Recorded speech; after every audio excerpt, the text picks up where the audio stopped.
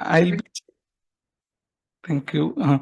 Yeah, so this Hema committee report, everybody is aware of the report and that it has come out. I think it's a significant milestone, not just in the context of Malayalam cinema industry, but also on the larger fight against patriarchy in Kerala. Not just in Kerala, hopefully it paves way for fights in other states too.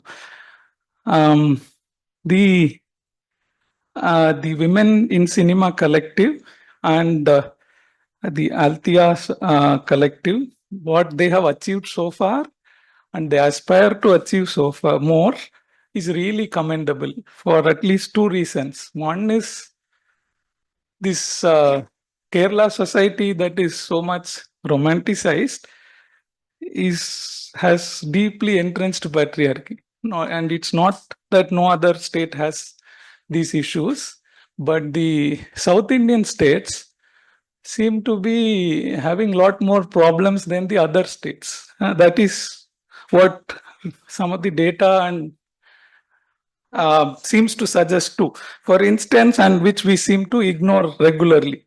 We always focus on encouraging things like participation in education, infant mortality rate, maternal mortality rate, life expectancy, and so on. But there are other aspects of how women live their lives where data also has been indicating that there are a lot of problems in South Indian states and which we don't pay heed to.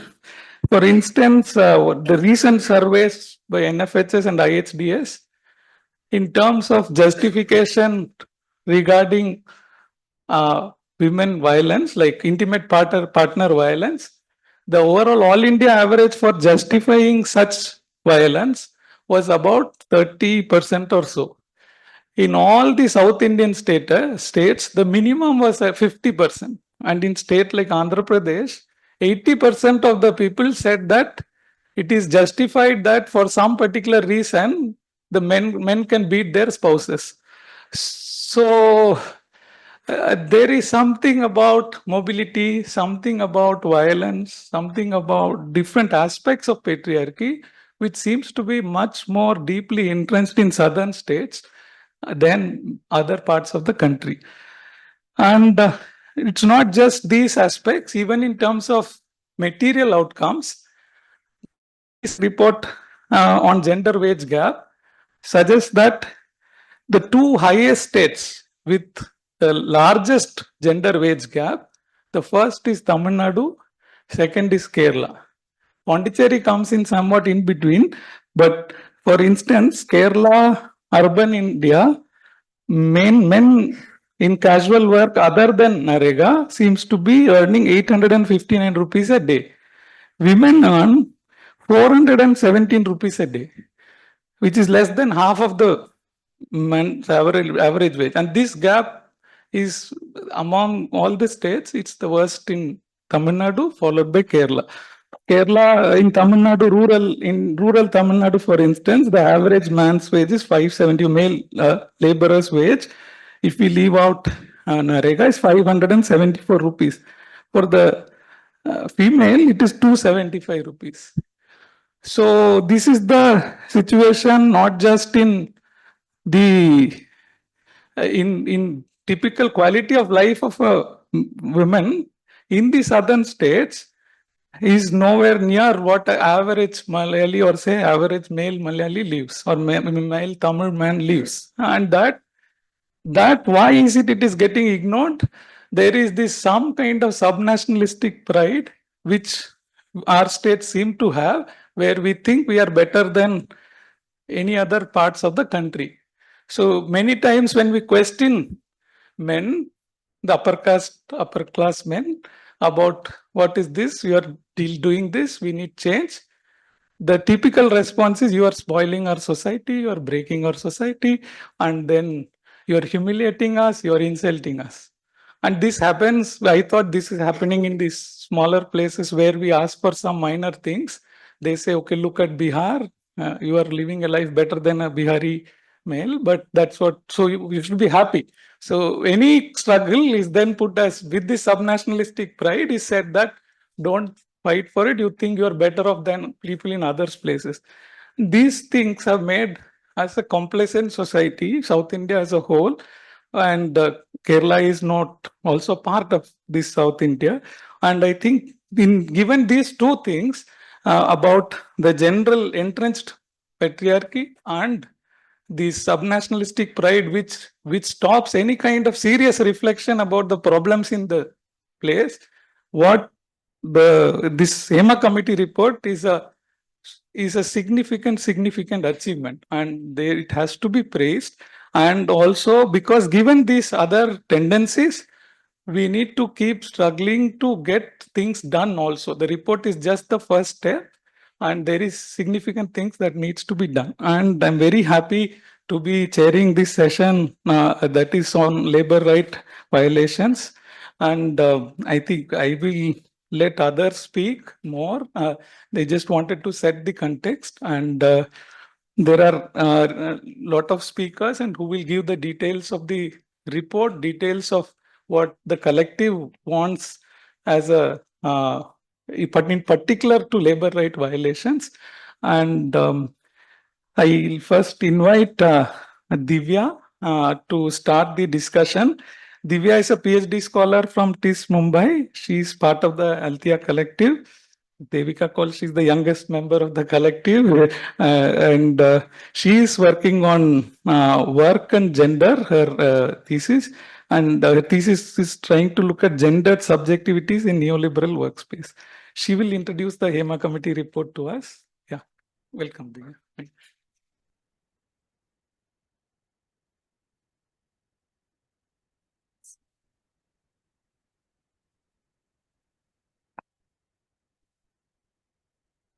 Can I share the PPT? Where is it placed? Okay, here, right? This one. You want to share this one? Yeah, the screen I want to share. Right.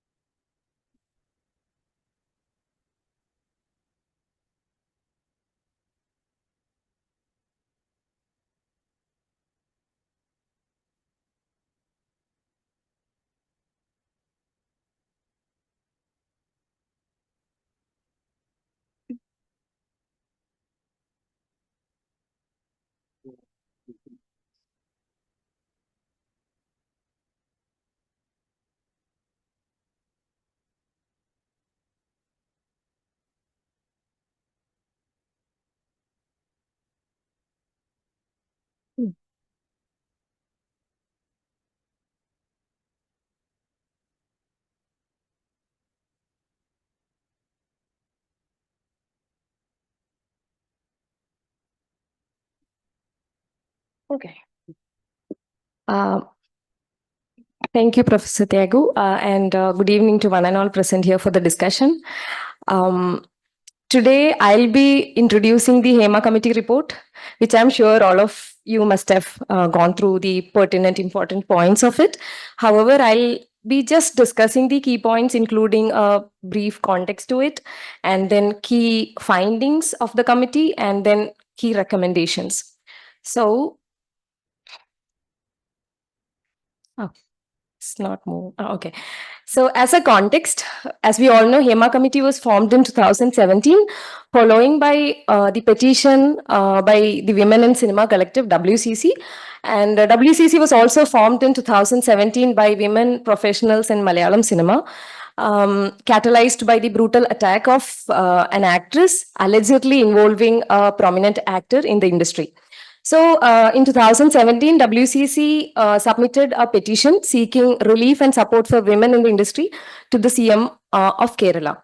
So government responded positively to that petition and appointed a 3-member committee constituting Justice Hema, a High Court judge, then KB Valsala Kumari, a retired IAS officer, and then Ms. Sharada, a senior cine artist.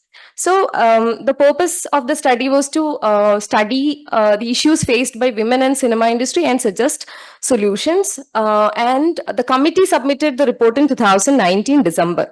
So after 4.5 years, in 2024 August, the government published a redacted report with 290 pages. So the key concerns of the studies, if we look at the frame or the key concerns which the study was based in, is to identify issues faced by women like security concerns and other challenges, then evaluate service conditions and remuneration for women in cinema, then develop strategies to enhance women's participation, then strategies to promote more women in technical roles in the film industry, then identify ways to support women during career breaks, then explore methods to ensure gender equality in cinema, mainly narratives and representations, then encouraging women's participation in production as well. Then, so if you look at the methods of information gathering, it's clearly written in the report that terms of reference of the study was distributed. Then a questionnaire was prepared in consultation with different organizations or collectives in the film industry. Then group meetings were held. Then individual interviews were conducted. Then WhatsApp groups have been created in order to gather information. Then multimedia evidence were collected. Then meetings with unions like AMMA, FEFCA, WCC been conducted. Yeah, so here one of the important aspect of this committee report is focusing on direct evidence rather than listening to hearsay or stories associated with the industry. So with differing views being collected. Then in the study, we can see almost like 29 categories of different workers being included. So actors, producers, junior artists, directors. So I have provided the list of which the workers been participated in the study. Then coming to the findings, sexual demands and or casting couch, as we call it, been very prevalent in the film industry. It is noted that sexual demands were made to women for entry into cinema and for securing roles. So casting decisions are being made accordingly, and if the fixed regulations on the number of working hours and tedious work environment, all these things have been very clearly mentioned with a thick description of participants' lived experience. And also associated health issues with the lack of this basic amenities, such as health condition because of lack of urinals in the workspace. All these have been reported very elaborated way in the report. Then it is noted that there is a presence of a power group, as we've been watching in various news reports as well. So a small group of influential men in the film industry, including actors, producers, distributors, production controllers, and directors, control the entire industry. So as part of this, unauthorized bands are also part of this film industry. And this is not a particular group of people working in the film industry. It is irrespective of whether you are an actor or a director. It is this illegal banning of individuals which is pertinent across different work categories. Then silencing workers, then male domination in the industry is is another finding that has been mentioned in the report. Gender bias, discrimination, gender-based violence, etc. Then in discipline, like issues of drug abuse, alcohol consumption, and disorderly conduct, and also making demeaning, vulgar comments in the workplace or over the phone. And then another issue was contract issue. This is one of the pertinent issue that is being mentioned in the report. So till 2000, there was no culture of contract was existing in the film industry. And after 2000, this was introduced, but however, we can see that the contract is mostly incomplete, and it exists only between the producer and the prominent lead role actor. So that is another problem. So lack of contract means no legal measures you can take if there is a dispute. That's one of the key issues. And then unpaid remuneration, failure to pay even agreed upon remuneration, lack of remuneration, or sometimes cheating. Okay, and then gender disparity in remuneration is also a pertinent issue. Then a resistance to women in technical roles. This is also mentioned in the report that not allowing women to work in technical roles and lack of opportunities. And then online harassment, as we all know, then lack of legal awareness within the workers, and then absence of a redressal mechanism. If you have any grievances, you don't have any channel, proper channel through which you can go and seek redressal for your grievance. Then also it is very clearly mentioned in the report that women in cinema do not ordinarily approach police. So the culture of violence is so much normalized in the industry that even if you face something, you just have to deal with it individually. You don't usually go and seek justice to the assault or whatever happened to you. And then in the report, if you look at, there is two dedicated section for the problems of hairstylists and junior artists. The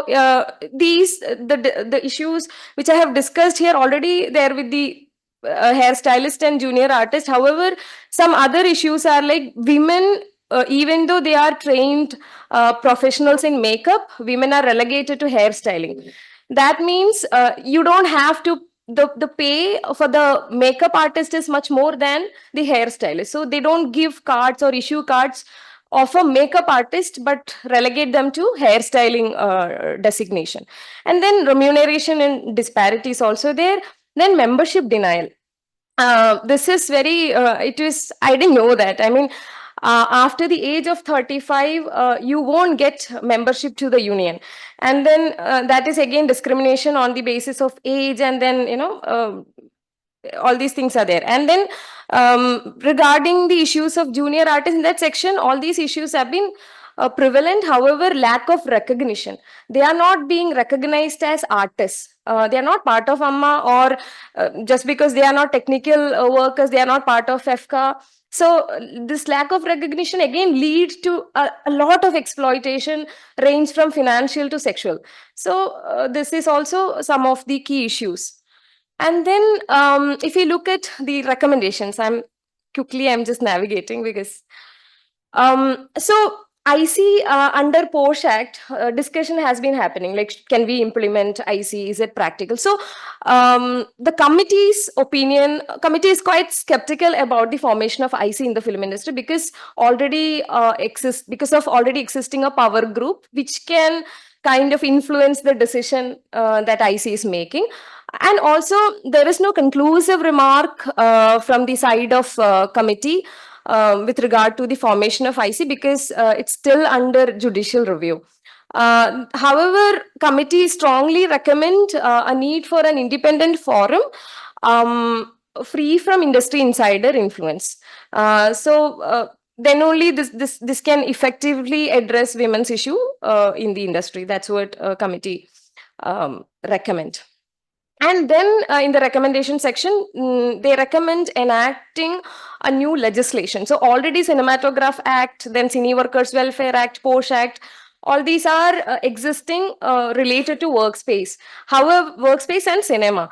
But however, these act cannot be executed in these workspace because the way we define workspace and the workspace which exists in the film industry is quite different. So here, the way workspace operate in the film industry still need to be studied, and it's a gray area because women face harassment even before getting into the workspace or shooting location. So we don't know where exactly the workspace is. It's quite volatile, yeah, kind of. So we need to kind of define that. And then pre-employment, as I have already discussed, pre-employment harassment that begins even before a woman is chosen for a job in cinema. So you don't know if you get appointed for a role.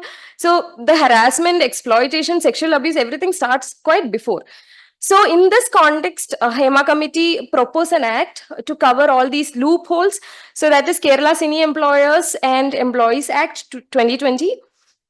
So the recommendation, one of the important recommendation the committee makes is formation of a tribunal. So the creation, if you look at the creation and composition of it, it should be led by a retired district judge, preferably a woman, then decisions are final but revisable under High Court Division Bench. Then this tribunal applies regardless of whether allegations constitute an offense or not. Then case fall under POSH Act or other specific special enactments. Then tribunal will not have the power to deal with any sexual offense committed against a minor. And then powers and function. The committee can appoint or engage experts like counselors, doctors, lawyers, in any case which is needed. Then appoint commissioners for evidence collection. That is also provided in the tribunal, in the points. Then another important thing is that though committee is quite not sure about IC, here the tribunal's role is to settle, mediate, and conciliate the dispute. So as I was reading, I had some questions in my mind. Maybe we can discuss in the discussion. Then tribunal can develop its own procedures.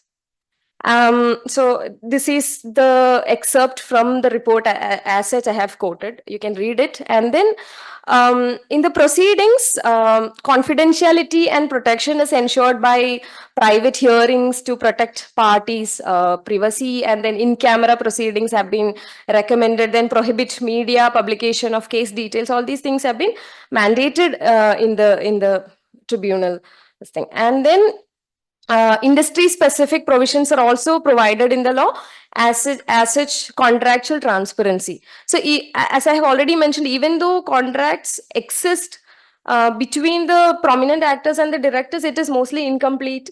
And then, especially with the women actors, the remuneration or the kind of performance they have to make, nothing is mentioned. So, that's why this recommendation of contractual transparency, and then safe working conditions, such as mandate safe facilities on set, toilets, changing rooms, etc. Then prohibit unsafe transportation and ensure secure accommodations. Then harassment prevention, in which they go for addressing pre-employment harassment and online harassment. Prohibit coercion, manipulation in auditions and job offers. And also, with regard to remuneration and wages, the committee recommends timely payment and setting a minimum wage for the workers. Then, with regard to legal recourse, individuals have the right to file complaints or petitions before the tribunal within 3 years of the incident. Then, also it is mandated if the pendency of the tribunal case does not prevent individuals from seeking redress through other legal avenues. They can obviously go for other legal measures. Then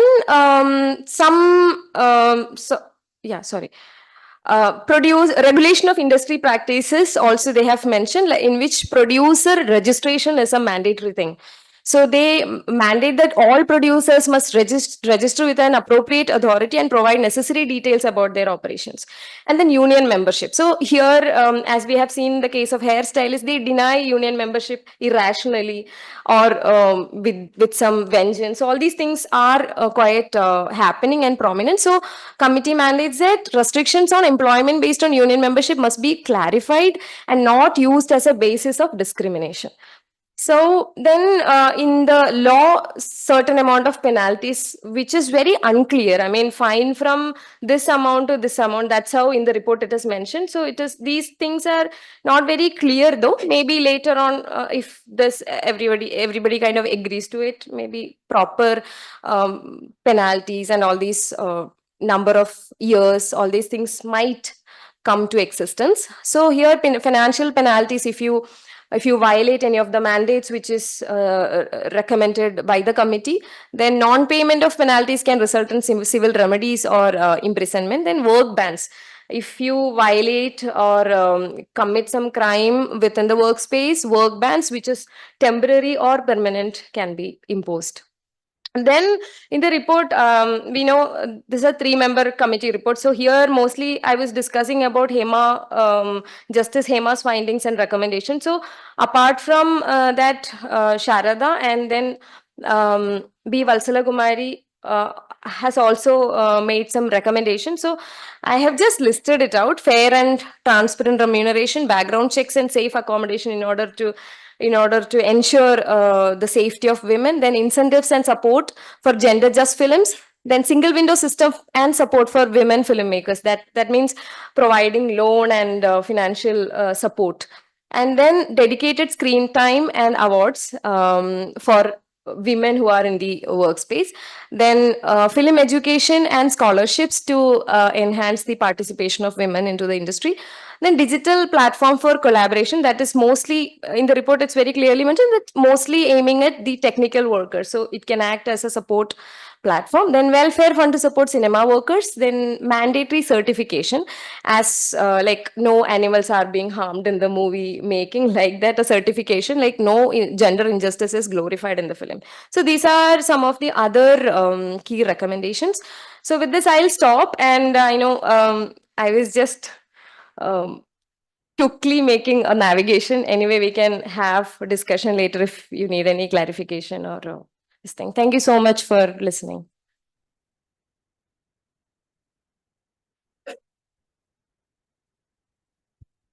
Thank you, Divya, for that introduction. I think some of the things about wages, let me read a bit of part of the report, a small paragraph. The original shooting days for the actress was 25 days, but it took around 32 days for the shoot to be completed.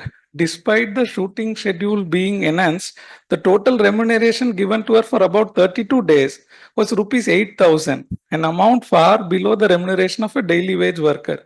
In another case, an actress was promised rupees 50,000 for 20 days of shooting, but she was paid only rupees 4,000. There was no contract, and so she found it impossible to obtain the amount promised orally. At the same time, in a big budget movie, she was given rupees 10,000 for 7 days of shoot, presumably because she fought for her rights. But another artist who worked with her was not paid any remuneration. And there are many instances like that in the report where the wages are low, the wages are not been agreed upon, and like 4,000 for 20 days and many kind of things. So it's not, and though sexual exploitation has attracted a lot of attention, there has been lesser attention to the aspects of wage things. And I think now it's Althea is primarily focusing on this to be addressed. So now I call upon Professor Devika. Uh, yeah. Yeah. Devika is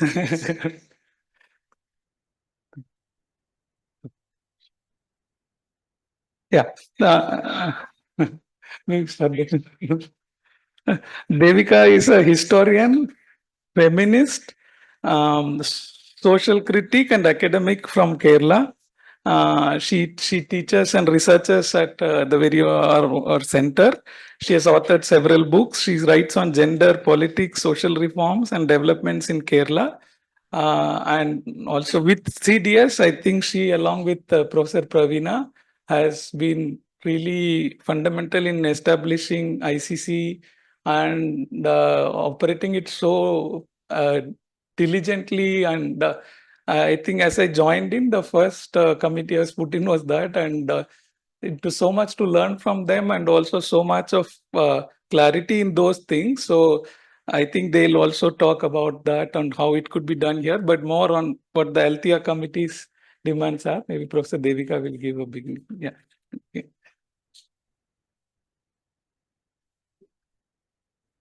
So here is my file over here.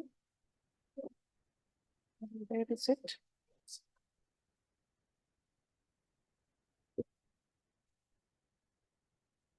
Yeah, okay. That's the first one, yes. Yes. All right.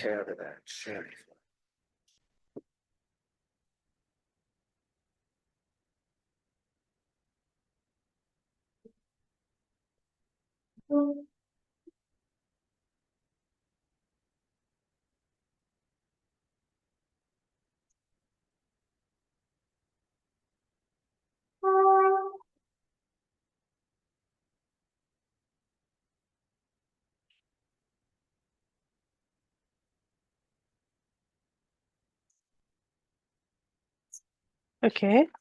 Oh, no, it's.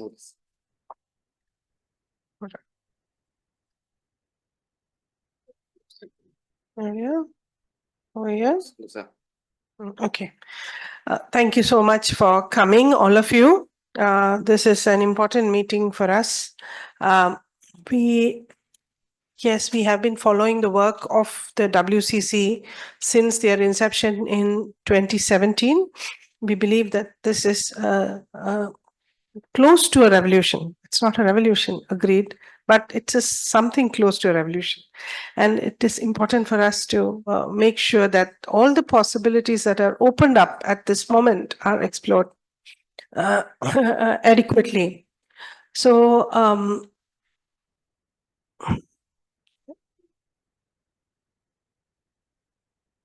okay, so we have been focusing on the labor wrongs that the in the Malayalam cinema industry that the Hema committee report has brought out. Uh, Thank you, Divya. Divya has given us a summary of these. But why do we focus on the labor issues right now? That could be a question because there are other proposals going around. The media, for example, is focused on pursuing the sexual violators, the accused legally. So most of the media reports right now are focusing on, the court, what is happening in the courts, about bail, about resignation of public figures, etc., which are very important. One does not deny that. And for example, the MLA, the accused MLA, who is an actor, it's very important for him to step down for several reasons. Firstly, he is in a position of power and therefore quite likely to influence the course of investigation. So one would readily agree that Mukesh, the accused person, should be stepping down. And we also agree that it is important to pursue all these cases in court. More and more young women coming up with accusations. But we also believe that this scenario is actually created because of a long-standing feudal culture, or pre-capitalist culture that has shaped this industry to a very large extent and continues to do so. So this moment, perhaps, even as it is important for us to pursue the alleged perpetrators through the legal system, it is equally important to rebuild the system from the scratch. And our ideas or our demands are towards that end. Then the mainstream feminists in Kerala have asked for the Chalachitra Academy chairpersonship to go to a competent and gender sensitive woman. Again, it's an excellent demand, but the only problem is that given the fact that we have such a rotten structure, this demand would be like, I think we are caught in a terrible masculinist fantasy here of some woman who is, the perfect woman who takes over a powerful seat and then cleans the entire system just because she's so strong and all that. Now that is a male fantasy, and that fantasy we all know does not work. So just putting a woman on top and then expecting her to clean the system all by herself is unrealistic, to say the least, and maybe cruel to say the worst. So maybe we think that it's important for these things. While it might be interesting to have a woman leading the Chalachitra Academy, unless that is combined with a strong effort to right the labor wrongs, which is another way of saying democratize the industry. That this woman is bound to fail, and let us not forget that counter revolutions are always around the corner. Counter revolutions are always possible, and they might actually make things much worse. In fact, they might even take away whatever little visibility and legitimacy that the WCC has attained right now. So that is why we want to focus on on labor, and we want the Department of Labor and Skills of the Kerala government to take note of these several recommendations of the Hema committee report, which they can actually work on right now without waiting for the resolution of the sexual harassment cases, which of course includes a which is basically a judicial process, and that's going to take time. I think it is not wise to ask us to wait for democratizing the industry until the sexual harassment cases are resolved. Maybe they should just go side by side. So Divya laid out the different kinds of violations that the Hema committee actually explores. And if you kind of reduce it, you can reduce it into, we feel, 4 different categories. They are analytically separate. If you look at the report, they are all intertwined. Every incident that the Hema committee talks about seems to involve all of this and intertwined. But analytically, they might be separable to discrimination, exploitation, sexual harassment / violence, and retribution. So, but before, we were kind of forced to demand an announcement from the Labour Department to change the formal status of the Malayalam cinema industry from art entertainment to industry. Now, of course, we all know that it is understood as an industry. The legislation in this country has always accepted cinema as primarily as industry, even as popular discourses have seen it as entertainment. We know that, yes, no doubt. However, the pervasiveness of the idea of cinema as creativity, as if there's the category of creative labor did not exist at all, as if it was just informal, creative, art, culture. That is such an overriding stereotype, which seems to stand in the way of treating it as an industry.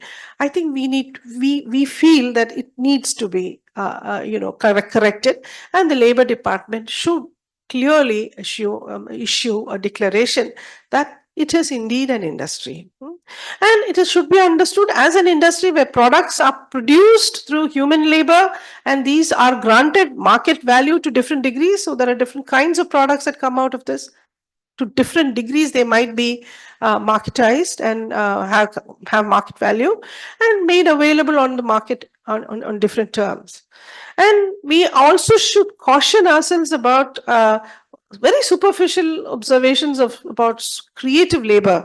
The idea that, it offers greater autonomy and therefore should not be, controlled in any ways. It is less alienating, and therefore the government regulation, etc., is not relevant. All this is, I suppose, very masculinist kind of ideology, which allows men to get away with a lot, no doubt. And the Hema committee brings it out quite well. There, as we know, as any scholars of labor would readily agree, creative labor is studied, very, very differently. Creative labor as a part of capitalism, of late capitalism, is a much discussed topic. And there is and I'm saying this especially because in response to an initial draft of these demands, which we circulated in the press for public discussions, one of the responses by the Minister for Labour in Kerala was that they cannot do anything about this because it is all about artists and they can only deal with technicians, because only technicians come under labor and artists do not. Now that is, as I told you, it is wrong. It's empirically wrong, factually wrong.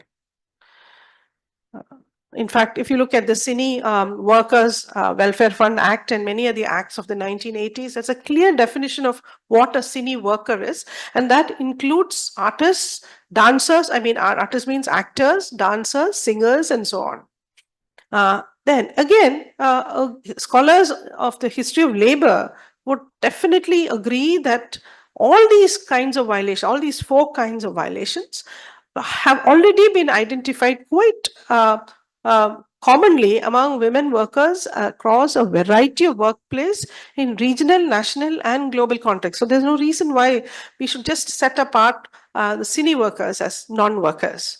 And we know, again, studies on informal sector, unorganized work, where these pre-capitalist values particularly thrive. And in fact, the very description pre-capitalist may itself be suspect, because if the so-called pre-capitalist values are so central to the capitalist enterprise, then they may not be pre-capitalist at all. Maybe that description is wrong. And yes, there is a debate in labor studies about that description. We all know that. I will not get into detail about that, but I can say something that our own work, that is at CDS, the kind of work that we have done on informal sector women workers in Kerala, clearly shows that the condition of women in the cinema industry, especially at the lower rungs, are worse perhaps than the situation of other kinds of informal sector women workers in Kerala, such as domestic workers. The protection is less, the wage is less, in every way they seem to be less. So these observations actually draw on both the public demands that the WCC have been making since 2017, and we also draw on the Hema committee recommendations, but we actually disagree with some of the Hema committee recommendations, and we try to put forth some alternate suggestions. And when we use the term women, we want to clarify that we refer to both cis and trans women, but the issues that trans women and trans men in the industry face might actually require a separate inquiry altogether. So they are mentioned briefly in the Hema committee report, but I think a deeper study is in order. We also want to say that these proposals that we are making might be also relevant to other sectors that abut the Malayalam cinema industry, like TV, advertising, modeling, video, etc., etc.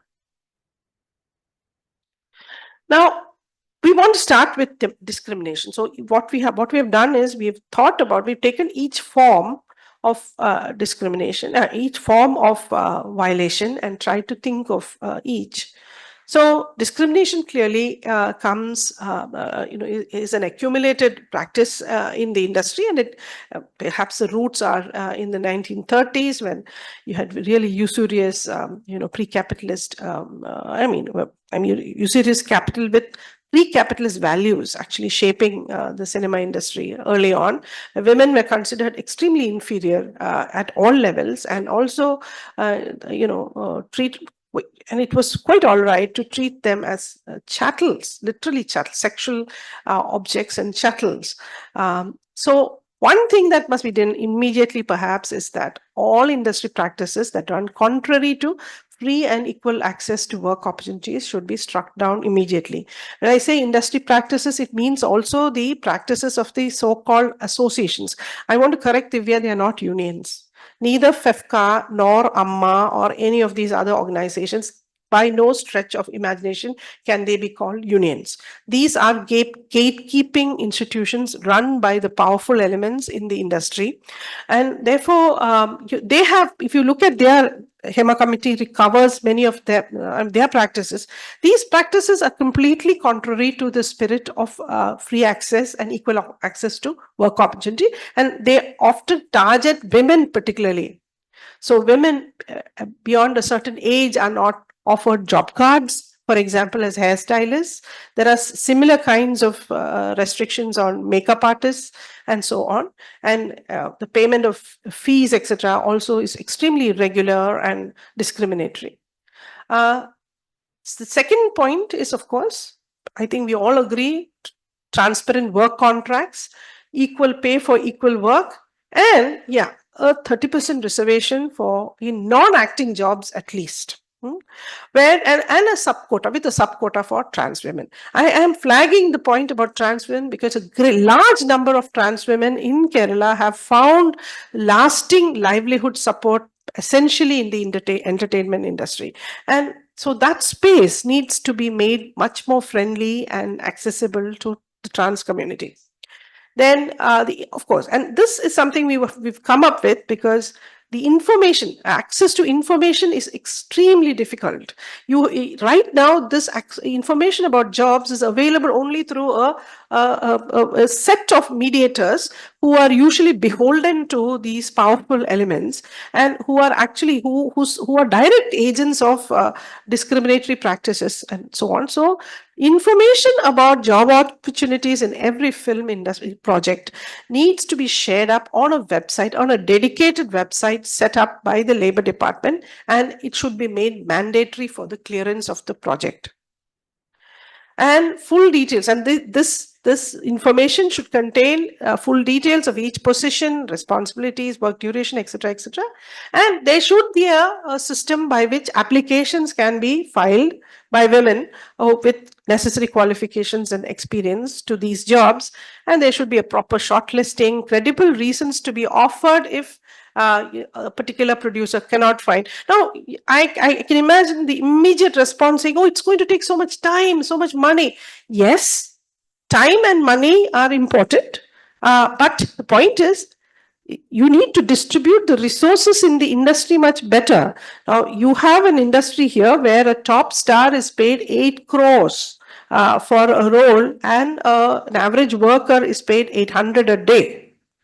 So, given that kind of gap, it's important to redistribute the resources in a way that, and time, in a way that, more just, social justice is assured. And experience certificates are not given out right now. Experience certificates should be issued as a right to all the workers, and those certificates should count in the shortlisting. And projects, of course, hiring workers from marginalized communities, including the disabled and the LGBTQI communities, should be granted some special concessions specified by the Labor Department and also other government institutions. For example, the Women and Child Department can have special funds for this purpose. The shortlist as well as the process of shortlisting should be made available through RTI requests. So, this is, in our way, we think that it's very necessary for women to obtain information through channels that are not necessarily vitiated by elements that are beholden to the powerful in the industry. Then we're calling for a district level complaint cell where women workers who face any kind of discrimination can actually report, and there should be a proper redressal process to be set up, and there should be enough publicity of that process, how to file a complaint and what to expect, what minimum, and in a minimum period of time, and so on. The wages, as we agree with the Hema committee report, that wages should be paid directly to the bank accounts of workers, but we also want to add that delaying women's payments should be recognized as a form of discrimination. Then, of course, again, we agree with the demand of the Hema committee that basic facilities should be made freely available, and mobile washrooms, affordable mobile washrooms exist. So remote locations, etc., cannot be an excuse. And the safety of women workers during travel and stay must be prioritized. In fact, prioritized to the extent that any producer who fails to fulfill that must face the law first of all, and also a ban from the industry with very stringent conditions for return, if at all, that is, if at all we let them return. And in all the above, of course, it goes without saying that in all these, discrimination between different levels of work, between acting and non-acting roles, between cis and trans women must be strictly prohibited. So all of this should be made available at all levels and to all identities in the industry. Then the second aspect, of course, is exploitation, and Hema committee findings actually seem to indicate that the exploitation in the Malayalam cinema industry is intense enough to actually destroy workers' bodily capacities, nothing less than that. So what is paid is a pittance, and which does not allow for social reproduction, bodily reproduction, leave alone social reproduction. So there's an urgent need to review the layers of work and the different kinds of work and fix minimum wages for each. Child rights of child artists need to be fully protected, because we have seen in the Hema Committee report does even sexual violation talk. It talks about women / girls, which means that young, children, girl children have been sexually exploited. So one can well expect what must be happening around wages, etc. So any breach of labor contract regarding children must attract not only penalty but also bans from the industry. Then again, the Hema Committee report has several searing incidents about how the junior artists suffer, in during shooting. So medical care, sufficient medical care, and compensation for any worker injured or ill from filmmaking must be included among the producers' obligations. And any other fee demands by the association, which seem to be randomly popping up and differently for different people, that should end, and whatever fees or other demands that these so-called associations may make need to be arrived through consultations and transparent procedures, as it happens in proper unions and so on. Then contracts signed. This is very important, because this is in the Malayalam cinema, this has been a perennial problem, that contracts signed with women actors should contain full disclosure of the nature of the role, the duration of the work, backdrops, and as much of detail as possible, including whatever changes that may be necessary, because this is something that has happened in the Malayalam cinema since 1970s. We have had female actors almost, in fact, committing suicide over this kind of violation. And the actor should be granted the right to walk out of any project that breaches these conditions without any penalty. So then the Hema Committee report has suggested a welfare fund, which is an excellent proposal, and it should address. But however, we want to add that besides supporting elders and retirees, it must also support critical life events, not just childbirth, but also perimenopausal physical weakness and so on. And sometimes at the peak of the career, menopause strikes you. A lot of us know that. And then, you are not able to work, and there should be some arrangement for that. And for the funds, it's not just the funds. There should also be, contributions from the cinema producers, and the national law might provide us with some help, cess, etc. The national law, there is a framework already, and we should maybe think of how it can be adapted to the Kerala context. Then there are the CSR funds of enterprises in Kerala could be drawn partially, at least, to serve the needs of the workers in the MCI. Then the third kind of violation, which has been most discussed, is the sexual harassment / violence, fully normalized, as Divya pointed out. And these, of course, is a long history. So first of all, this egregious feudal values which treat women artists as sexually available. Then there is this highly misogynist understanding of genius, male genius, which is very central to our understanding of creativity. So the male genius can literally demand anything, do anything, and get away with it. And the sexual genius is also, the male genius is also sometimes hyper-sexualized, and you have to put up with it, well, we know this genius haunts all our intellectual domains. He is not only in cinema, he's also in academics, by the way. We all know that. I mean, the Me Too in the academia did bring down that considerably. Then the fluid nature of the workplace, which Divya was pointing to, is also an enabling condition. So this is absolutely, the most important aspect to be addressed. So as Divya pointed out, it's the HCI, HCR, I'm sorry, it's not HCI, recommends a tribunal and a comprehensive film policy, does not favor internal committees. But the point is, can we let women workers in the industry be left to the tender mercies of the powerful in the industry till these bodies are set up? So I think the law of the land, we do believe that it's the law of the land which protects women at workplace is posh. And yeah, it may be under judicial review. So, but we need to strike a blow with the WCC. The demand of the WCC persistently from then to now is that the IC setup should be uh, adapted to the needs and the fluid nature of the workplace in the cinema. And it's already been done. For example, in the sets of Anjali Menon, they already have run successfully the ICs. So we feel that the ICs can be done, ICs can be set up in, so there we disagree with the Hema committee report. So to start with, we need a clear understanding of the workplace relevant for cinema and other industries. And we all know, like it was mentioned, the film project is a dynamic workplace. So, but we can think about it. We can always think about pre-production, production, post-production as two different phases of filmmaking, and think about the range of workplaces that might be there. So, and we have to define this very carefully and expansively. These are all things that can be done if only we have to start somewhere, and it can be done with sufficient government support.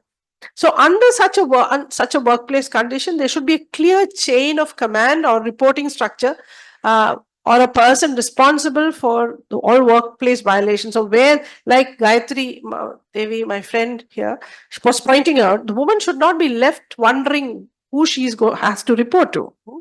Then specific provision that ensures that all creative meetings, whether it's story discussions or role play rehearsal or site, whatever, site site selection or whatever, all of it are convened at state safe places, and such meetings should be recorded. And I mean, the records of such meetings should be maintained in a register with all persons present signing. The IC, we feel, should be a mandatory step to the commencement of any project. If there are not enough women members available, the IC may be constituted by drawing in members from the local complaints committee of the district, or members nominated by the WCC. We have a specific reason why we say members from the WCC, which I'll explain, which the Hema committee report has highlighted, has the organization that is it is currently the organization that comes closest to a union. It's not a union, agreed, but it is an organization that comes closest to the union in that it has been fighting quite tirelessly for the rights of women workers in the industry. And therefore, in the formation of these committees, at least in the beginning, at least at the start of this process, the presence of IC members is necessary, and WCC members or people who they nominate must be necessary. And these ICs should have the same powers, responsibilities, and conditions as are prevalent for all ICs constituted under the POSH Act. And these reports, the IC must report to the LCC that all conditions have been met, and filmmaking should be allowed to commence only after that.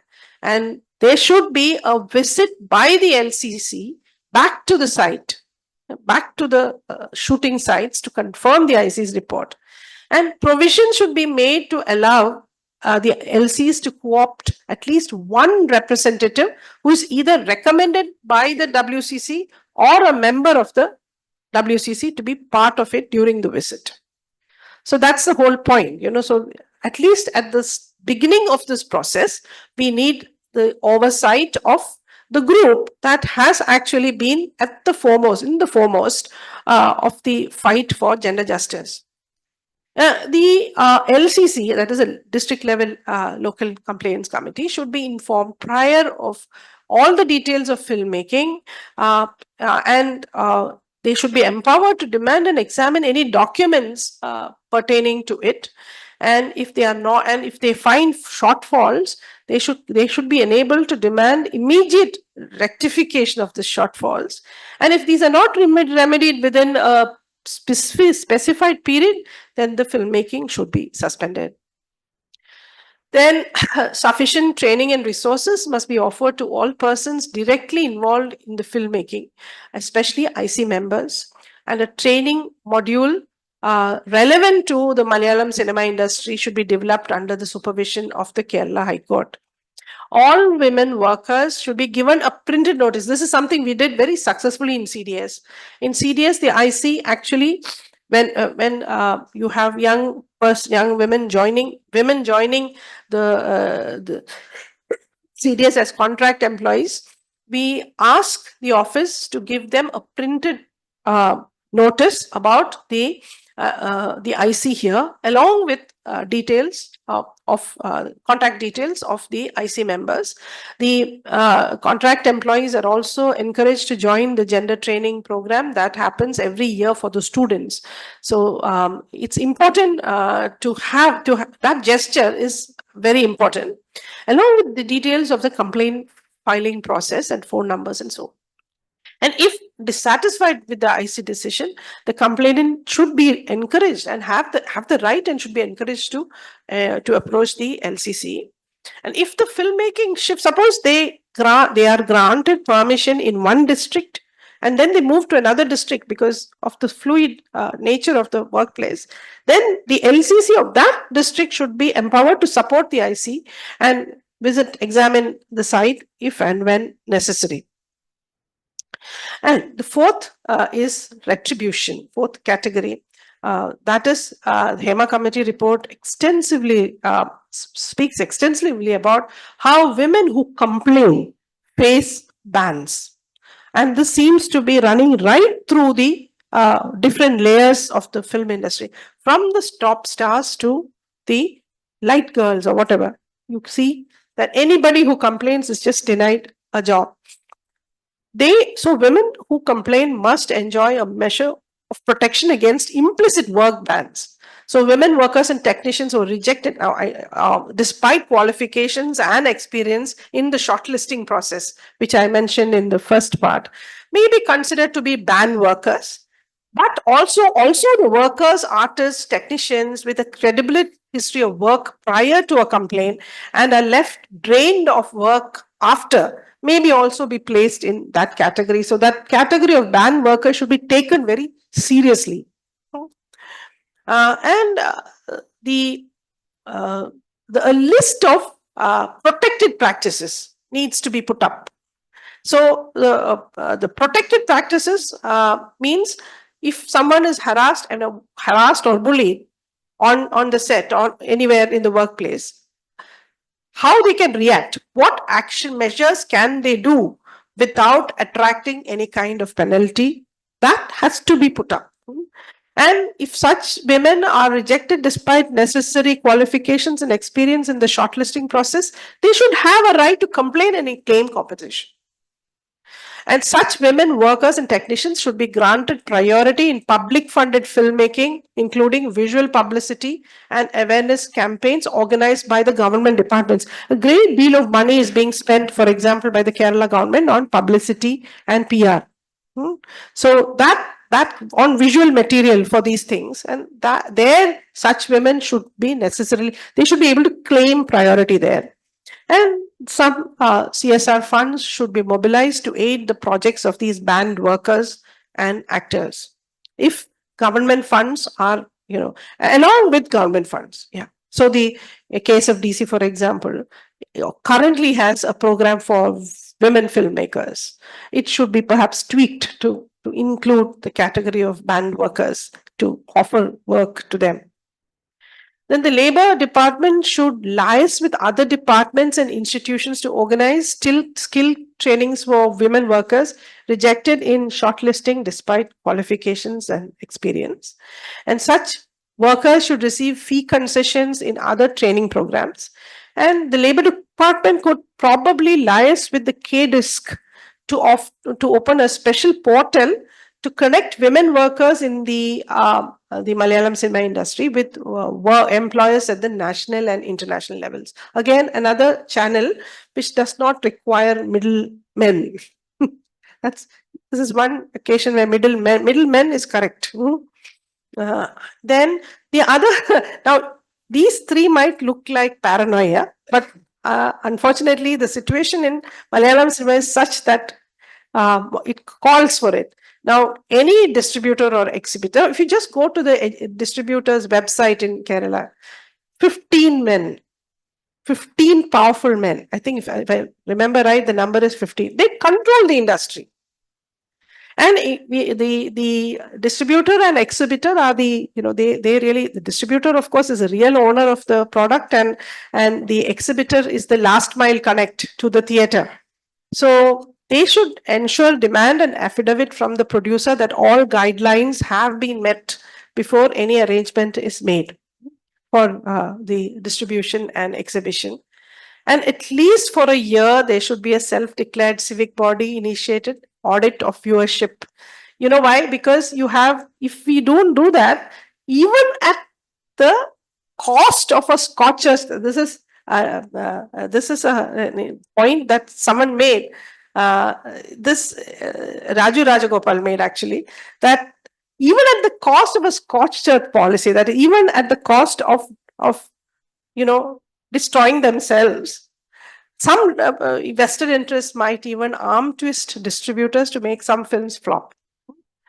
And so that you can create a narrative that these proposals, this is in direct response to the criticisms that two women who have received grants from the KSFTC, that is Indu Lakshmi and Mini, very horrible tales. I mean, their interviews are difficult to just hear, the kind of harassment, not sexual harassment, but how a woman's self-respect can be stripped so completely without uttering a single word that is sexual. So this has to be, I mean, it sounds paranoid, I can imagine, but when you make demands, you basically respond to the situation that exists on the ground. And unfortunately, this is the situation that exists on the ground. So again, a paranoid proposal, which is a steep tax to be imposed on people who make films outside Kerala, but whose location skill sets are available in Kerala. That again looks like a regressive measure, but I'm quite certain that people might maybe shift it outside somewhere, so that all this mess about setting up website, advertising on website, all that can be avoided. And I want to end by re-emphasizing the fact that we want the WCC's participation in this process centrally, because this is the first organization that comes closest to a trade union. So if the government can so closely, has in all these years, interacting so closely with Amma, they are ready to set up a conclave or something. They want to hold a conclave where all these Amma representatives, the government has been so ready to engage with Amma and FEFCA, which are not trade unions. In fact, by no stretch of imagination can they be called trade unions. Then they should be able to countenance the importance of WCC as a voice that has called for social justice and gender justice in the film industry. Secondly, there could be a question if we are really exaggerating the powers of the Labour Department. Definitely, yes, we understand that. We live in Kerala. We understand that the Labour Department is not foolproof or completely, above board on all matters. Definitely not. But what we are asking for is a start. First of all, you have to start somewhere, and it's a Labour question that needs to be addressed first, and that directly pertains to the Labour Department. And yes, we agree that there is a need for a chain of monitoring. So the tribunal again is not, is not a foolproof solution. We all know.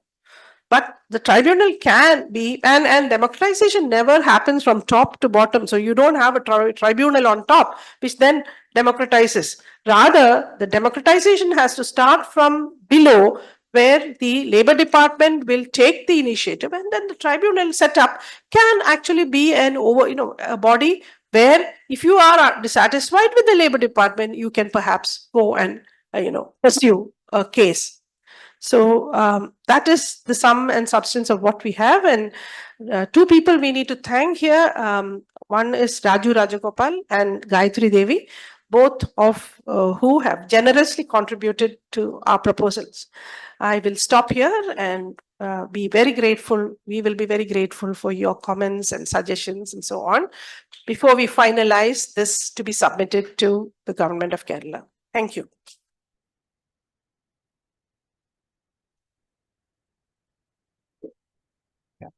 Thank you, Professor Devika. These demands were, for articulating these demands, they're specific, clear, and pragmatic, and based on lived experiences of people, not coming out of possibilities from this, let us assume kind of hypothesis.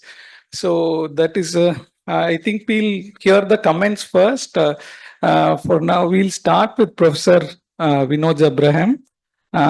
Professor Abraham is a professor at CDS. He has been working on primarily areas of labor economics, gender and development economics. I think it will be very important that we hear something from a labor economist on this issue. Yeah, welcome, Vinod. So, thank you, Professor Thiagu, and thank you for giving me this opportunity to be here. So, I'll just raise 2 or 3 aspects with regard to the discussion that we had now, and then I will move from the floor for others to come in.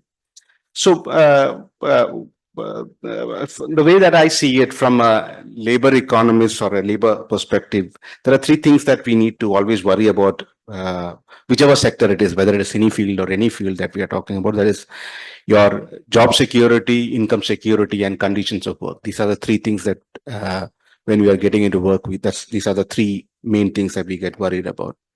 And much of the discussion about the cine field is about the lack of these 3 aspects itself. That is the job security, your income security, and security of conditions of work as such.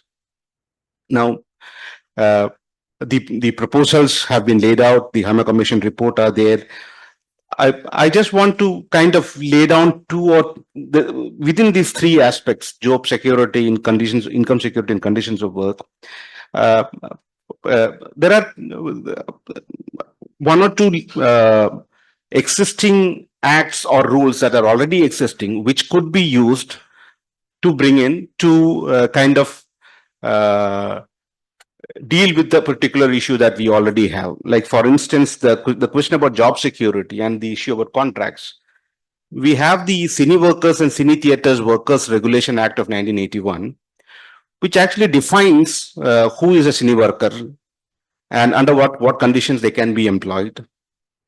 The only issue that you would say, and under what conditions that can be, and in the conditions that can be employed, it is very clearly defined that you need to have a contract. Without a contract, no cine worker, whatever their field is, technical, non-technical, artist, whatever it is, you need to have a contract signed. That's a given, that's already an act, and a rule has been passed in 1984.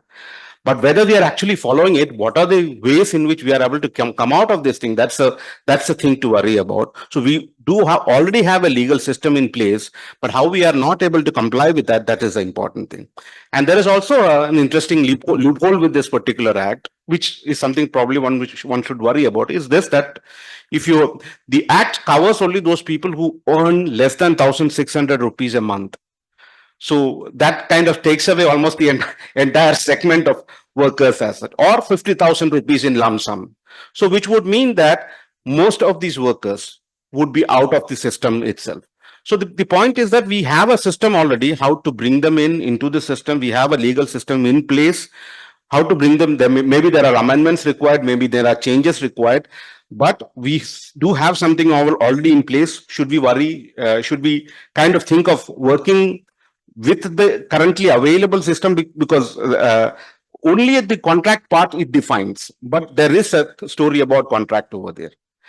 The second part is with regard to looking at income security, where we are discussing about either a contract where the wages are very clearly decided, or something relating to minimum wages. Now, this is something that is completely out of any legal thing right now. We do have something which says that in the contract, in the City Workers Act, which says this thing that uh, in the contract the wages needs to be mentioned, right? But what should be the wages, how much should be paid, just under what conditions it should be paid, that is not mentioned at all. So there is need for much more clarity on that, and probably some of these things that can be done. Now, with regard to the minimum wages, what has been discussed again. Now, the Minimum Wages Act of the Union Government, which is passed in the Parliament, that allows for. It does not specify any particular industry. Any industry can be formed as any a group of work can be formed as an industry by either by the central government or by the state government, because labor is a kind of concurrent part of the concurrent list. So either the center or the state can do this thing. Now, when the state is identifying, the only clause which says is that you should have at least 1,000 workers working in the same field. Now, if you have that kind of numbers available, then there is nothing hindering the state government doing bringing up a minimum wages thing over there. Now, the question is this. Of course, we can think about minimum wages over there, and the state government, through its own legislative process, it has to bring about whether the minimum wages can be brought in over there or not. But more important, equally important is the question about fair wages. Now, fair wages is something different from minimum wages. Here, we are not talking about the minimum. Here, it's about the distribution of what has been there, what has already been told by Professor Devika about the 8 crores versus the 800 rupees. It looks very unjust, right? How do you kind of justify something like that? Now, there is at least one or two sectors in the country and in the state which has actually attempted to go for fair wages itself. I think cine sector is something that can be learned from this thing. So that is an area that you can get into.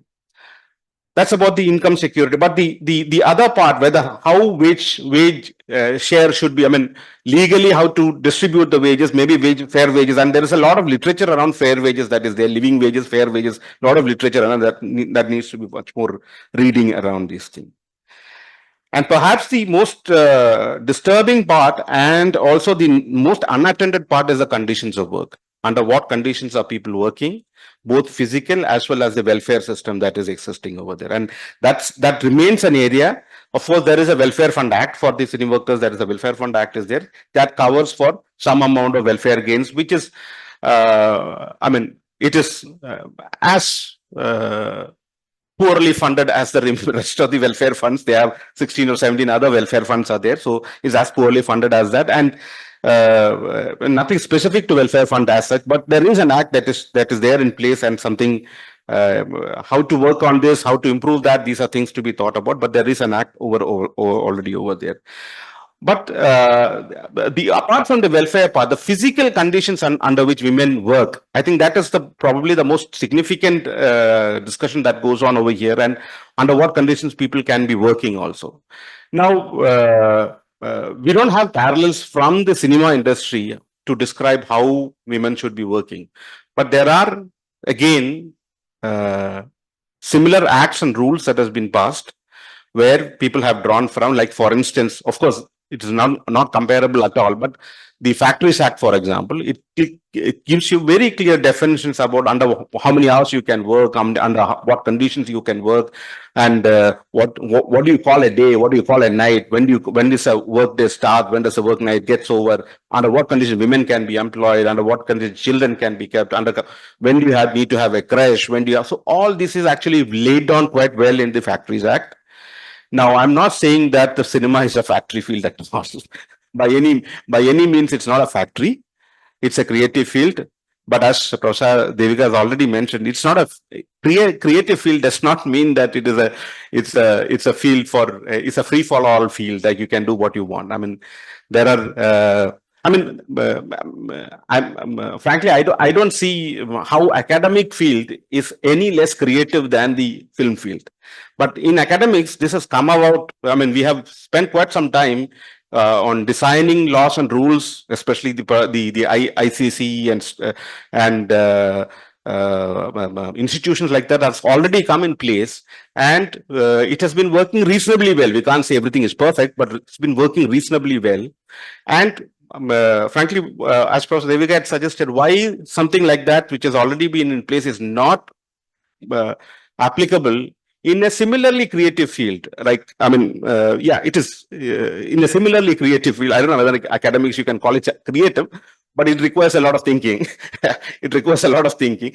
Maybe it's a different type of thinking, but yes, but I think it is equally, it requires equally similar levels of freedom in terms of thinking.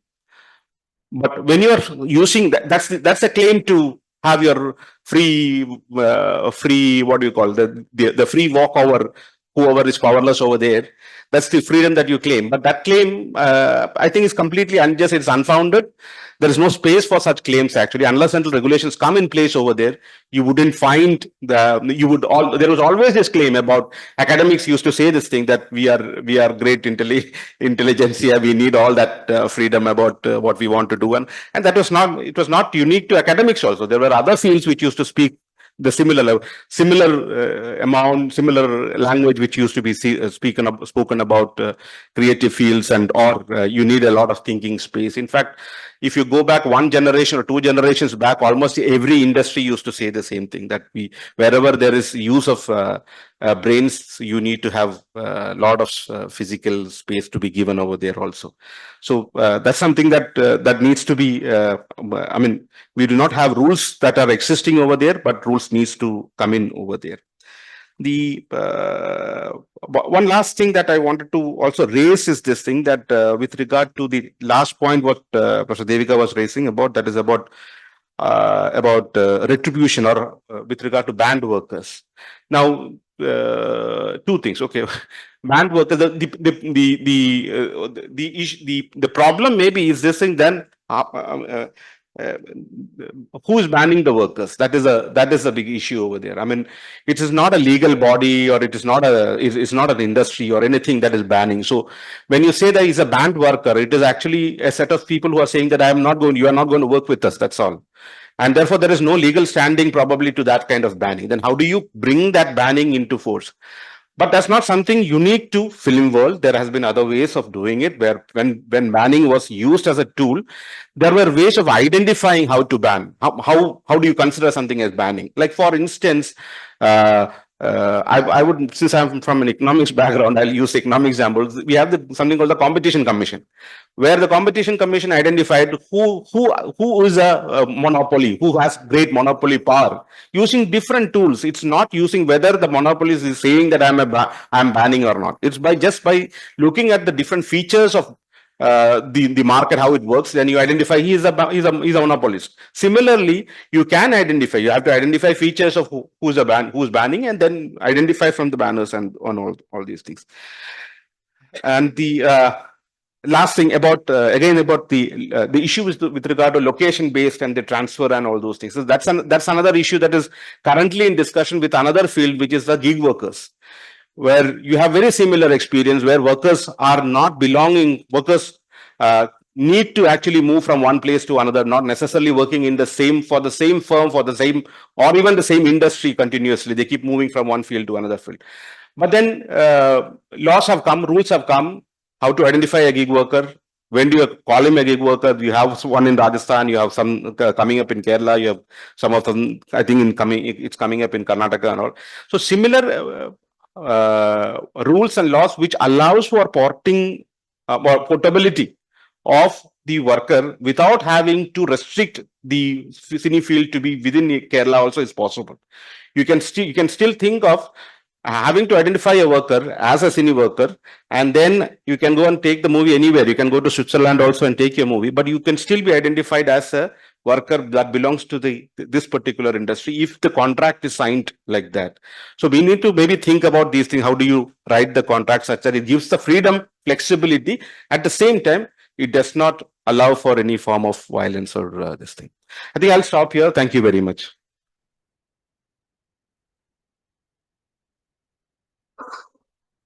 Yeah, thank you, Professor Vinod.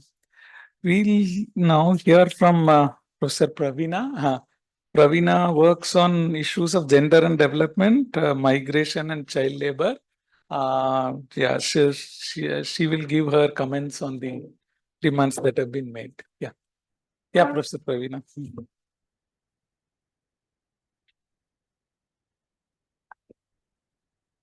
So good evening, everybody, and thank you for inviting me.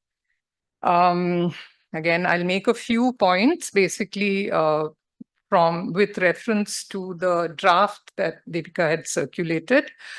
They are, well, I agree with, it's a very detailed kind of draft, and I agree with most of it, but I'm a little skeptical about some of them. So I just want to air the skepticism to sort of push you to think of how to work through some of the complications that are there with reference to those points. So to begin with, as I think Vinod has spelled out very clearly, there are some issues that are really specific to this particular industry, and some are more generic, or generic in the sense not cutting across every industry, but shared. Like, you know, you can think of some aspects that are very similar to the construction sector, because they are also moving from one contract to another. They're moving from maybe, you know, Delhi to Trivandrum and so on. So not everything is very specific. So the fluidity, etc., is shared. So there's much that can be drawn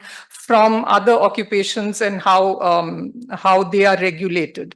And, you know, very interestingly, there are different dimensions to this. So on the one hand, like Vinod mentioned gig workers who are very IT based and very, you know, ultra tech and current. And yet, you know, interstate migrant workers. So there's no IT. Of course, they use mobile phones and so on. So it really cuts across a whole lot of new and old, as well as other things. So, okay, to come to very specific points, I think one major issue that you all need to sort of, it's there, but you need to draw out and spell out is this problem of establishing and enforcing labor standards. You know, that's a generic issue which will get lost in the detail if it's not spelled out. So it is really a problem of, in some places, establishing because of the specificity of this particular industry, but other places, like Vinod mentioned, the law is already there. So enforcing, right? Making it more contemporary. It's an old law, so that whole thing about 1,600, the international migrant workers, you know, it was recruitment agents were supposed to be paid 5,000. It doesn't cover the cost at all. So because of pressure, it was revised, and now it's 20,000. So that kind of work going into the specificities. But, you know, a framework does exist. So what we want to keep of that framework, and how do we want to contemporaryify it or make it more contemporary, or take into account the costs of the current time. So in terms of enforcing labor standards, there are, of course, I'm just going to talk about two sub-points. One is the whole question of course, there is the issue of contracts. I'll come to it in a little while. But there's the whole issue of minimum wages or remuneration. Minimum wages really, or fair wages will be even more difficult, but let's start with minimum wages, really applicable to, I think, junior artists, right? And technicians and staff. We're not really talking about the better off actors who will probably not have so much of a problem. And therefore, that is really imperative that we spell out minimum wages to begin with, and then enforcement will be another set of challenges. The weakest segments are junior artists, as I said, and a lot of these complaints have really come from junior, and even the examples that Thiago read out would be, you know, junior artists who cannot voice or on their own actually bargain in the workplace, right? And then the second issue, and that's really important, you'll have spelt it out in detail, but I think it bears strengthening, the whole question of working conditions and, you know, the fact that infrastructure for sustenance, for health, and for safety, they're all interconnected infrastructure. if you have basic infrastructure, that can also augment safety. So it is really the lack of infrastructure that really promotes the kind of bad practices. If you have a place, where everybody can rest, or where women can rest, where you sit in anticipation of work starting, there's no need to go to the guy's room. Right? You have a meeting place, so you have a particular space. So infrastructure is key, absolutely key. And there's no problem with setting up infrastructure, even in mobile places. It's absolutely important. Just a small tent will do with basic infrastructure. And these are really overlapping or interconnected. Just for these workers to survive. And a lot of the detail of the Hema committee report also talks about, not having places for women to go to the toilet, clean, places to rest. And these are, again, health, safety, everything is connected. And that really affects and takes what Devika referred to as, the bodily capacity being eroded. So yes, then this issue of addressing the low presence of women in the industry, and there I'm skeptical about the reservation issue for the following reasons. One is the whole issue of public funds versus private capital. Here we're talking about private capital, and reservation is still not, acceptable in the private sector. There's no problem with beginning with cinema, but how practical is it? How far? So what are the kind of demands we should make, and how should we go about doing this? The second issue there is, not only is this private capital or the private sector, but where you're talking about reservation is also very much the informal sector, where you don't really have this, right? And therefore, it really needs to be thought through much more clearly, because it's important that we make demands that we can really back up, and, and even if we make gains in a few points, those can open up. So it's not necessary to make too many of these. Then this is a point that just came to my mind, that of supply side issues where women are concerned, because I've been finding recent fieldwork that I did in Karakavur, etc. There are a lot of women from very poor families going and working as security staff, and now you see petrol pumps everywhere. So women are really willing to take up these jobs. Now, is it a problem in an industry that is so mobile? Because women may not be able to. But that doesn't mean that there aren't enough women. There may be enough women who are willing to, who are not, which is where the Hema committee report really makes that point, that women are not being taken up as technical staff. So there may be issues where there are supply side issues, and yet, so how do we address this? And I think one way of addressing is to incentivize the recruitment of women. We know that Binoj mentioned the factory, and I was also thinking of the manufacturing sector. No harm in really parallels, but employers really like having women there, right? So it's also a question of a certain kind of culture in the film industry, which I would hope is actually changing. With the new small budget films that are being made, etc., maybe there is more of women in, technical staff and so on. But I think we need to think about these kind of issues a little more. So how do we incentivize recruitment of women? Through rewards, through acknowledgement, through celebration, have an award. They're all very keen on awards, right? So let's have an award recognizing a film of that kind. That, could maybe do something. Yeah, so I said on the question of exploitation, I think the key issue is work contracts. And it's there in the framework that Vinod spoke about. And so it's a question of really pushing it and making the state accountable. A law is an instrument of the state, and the state has to be made accountable. So, and that's also a means of formalization, which is very, very important, because we're talking about how informal practices and, age-old kind of privileges, people think that, they're entitled to them and so on. So formalization. Here, I think it's also important to bring in, the welfare fund as a framework of social security. And we can pick up from the informal sector welfare funds, the tripartite agreement, the tripartite framework, because instead of thinking of reservation or even CSR funding, these producers are very wealthy. If they can pay 8 crores to an actor or even more, why can't you pay a sizable amount to the welfare fund? Right? That's the way to draw that in, to draw that money in.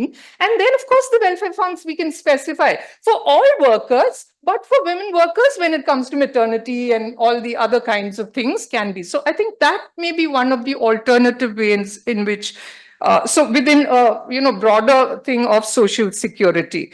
Then, yeah, I was just thinking, I heard one of these interviews with an older woman artist who said that because she refused a favor to the director, he started behaving very badly.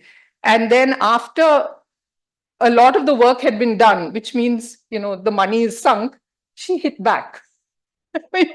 Because he couldn't risk the money. So maybe we should strategize also. Okay, or how do we go about this? So women should collectivize and strategize, and they've done it in the manufacturing sector also. In terms of when you have firms that Deepita Chakravarti's work, the firms that cater to the export market. So the deadline is so sacred. You strike then. So how do we strategize? That's an open issue. Sexual harassment, most of the points are there, but I want to make a point here. And I think it's important to really enforce existing mechanisms. So why is it that the Hema committee wants an internal complaints committee apart from the local complaints committee? The local complaints committee was made for such situations. If we have to get the law and that mechanism to work, then we should not dilute it. We should let us get it working as it is. And if there are special circumstances, let us have certain measures for that. Like let us have, an online way of communicating and film and a nodal person on the set. But don't let us do away with the LCC. Don't let us have a tribunal, because there is no better way of diluting existing mechanisms. So let us not. These are all wonderful ways in which you bring in laws and then you dilute them and you bring in a whole lot of other things, which means nothing works. So let's just go with POSH as it exists, and LCC is the mechanism for that. I think I've said it, but yeah, the last point I want to make is that I've heard, people say, oh, this is about destroying the industry, etc. Here, I want to say that it's important to dismantle informal structures. And I think that should also be mentioned. It's absolutely important to dismantle the totally undesirable kind of structures that exist. And I would not say these are entirely feudal, these are informal, and they're part of it is remnants, but it's assertion of privilege in the ways in which we know it today. So that dismantling, I think, has to be an important part of this. And yeah, I think I'll stop there. Thank you. Yeah, thank you, Professor Praveena. We'll next hear from Ms. Pramila Govind. Pramila Govind is a journalist with more than 20 years of experience in the print, visual and online Malayalam media. She currently freelances as a journalist. Welcome, Pramila. Yeah.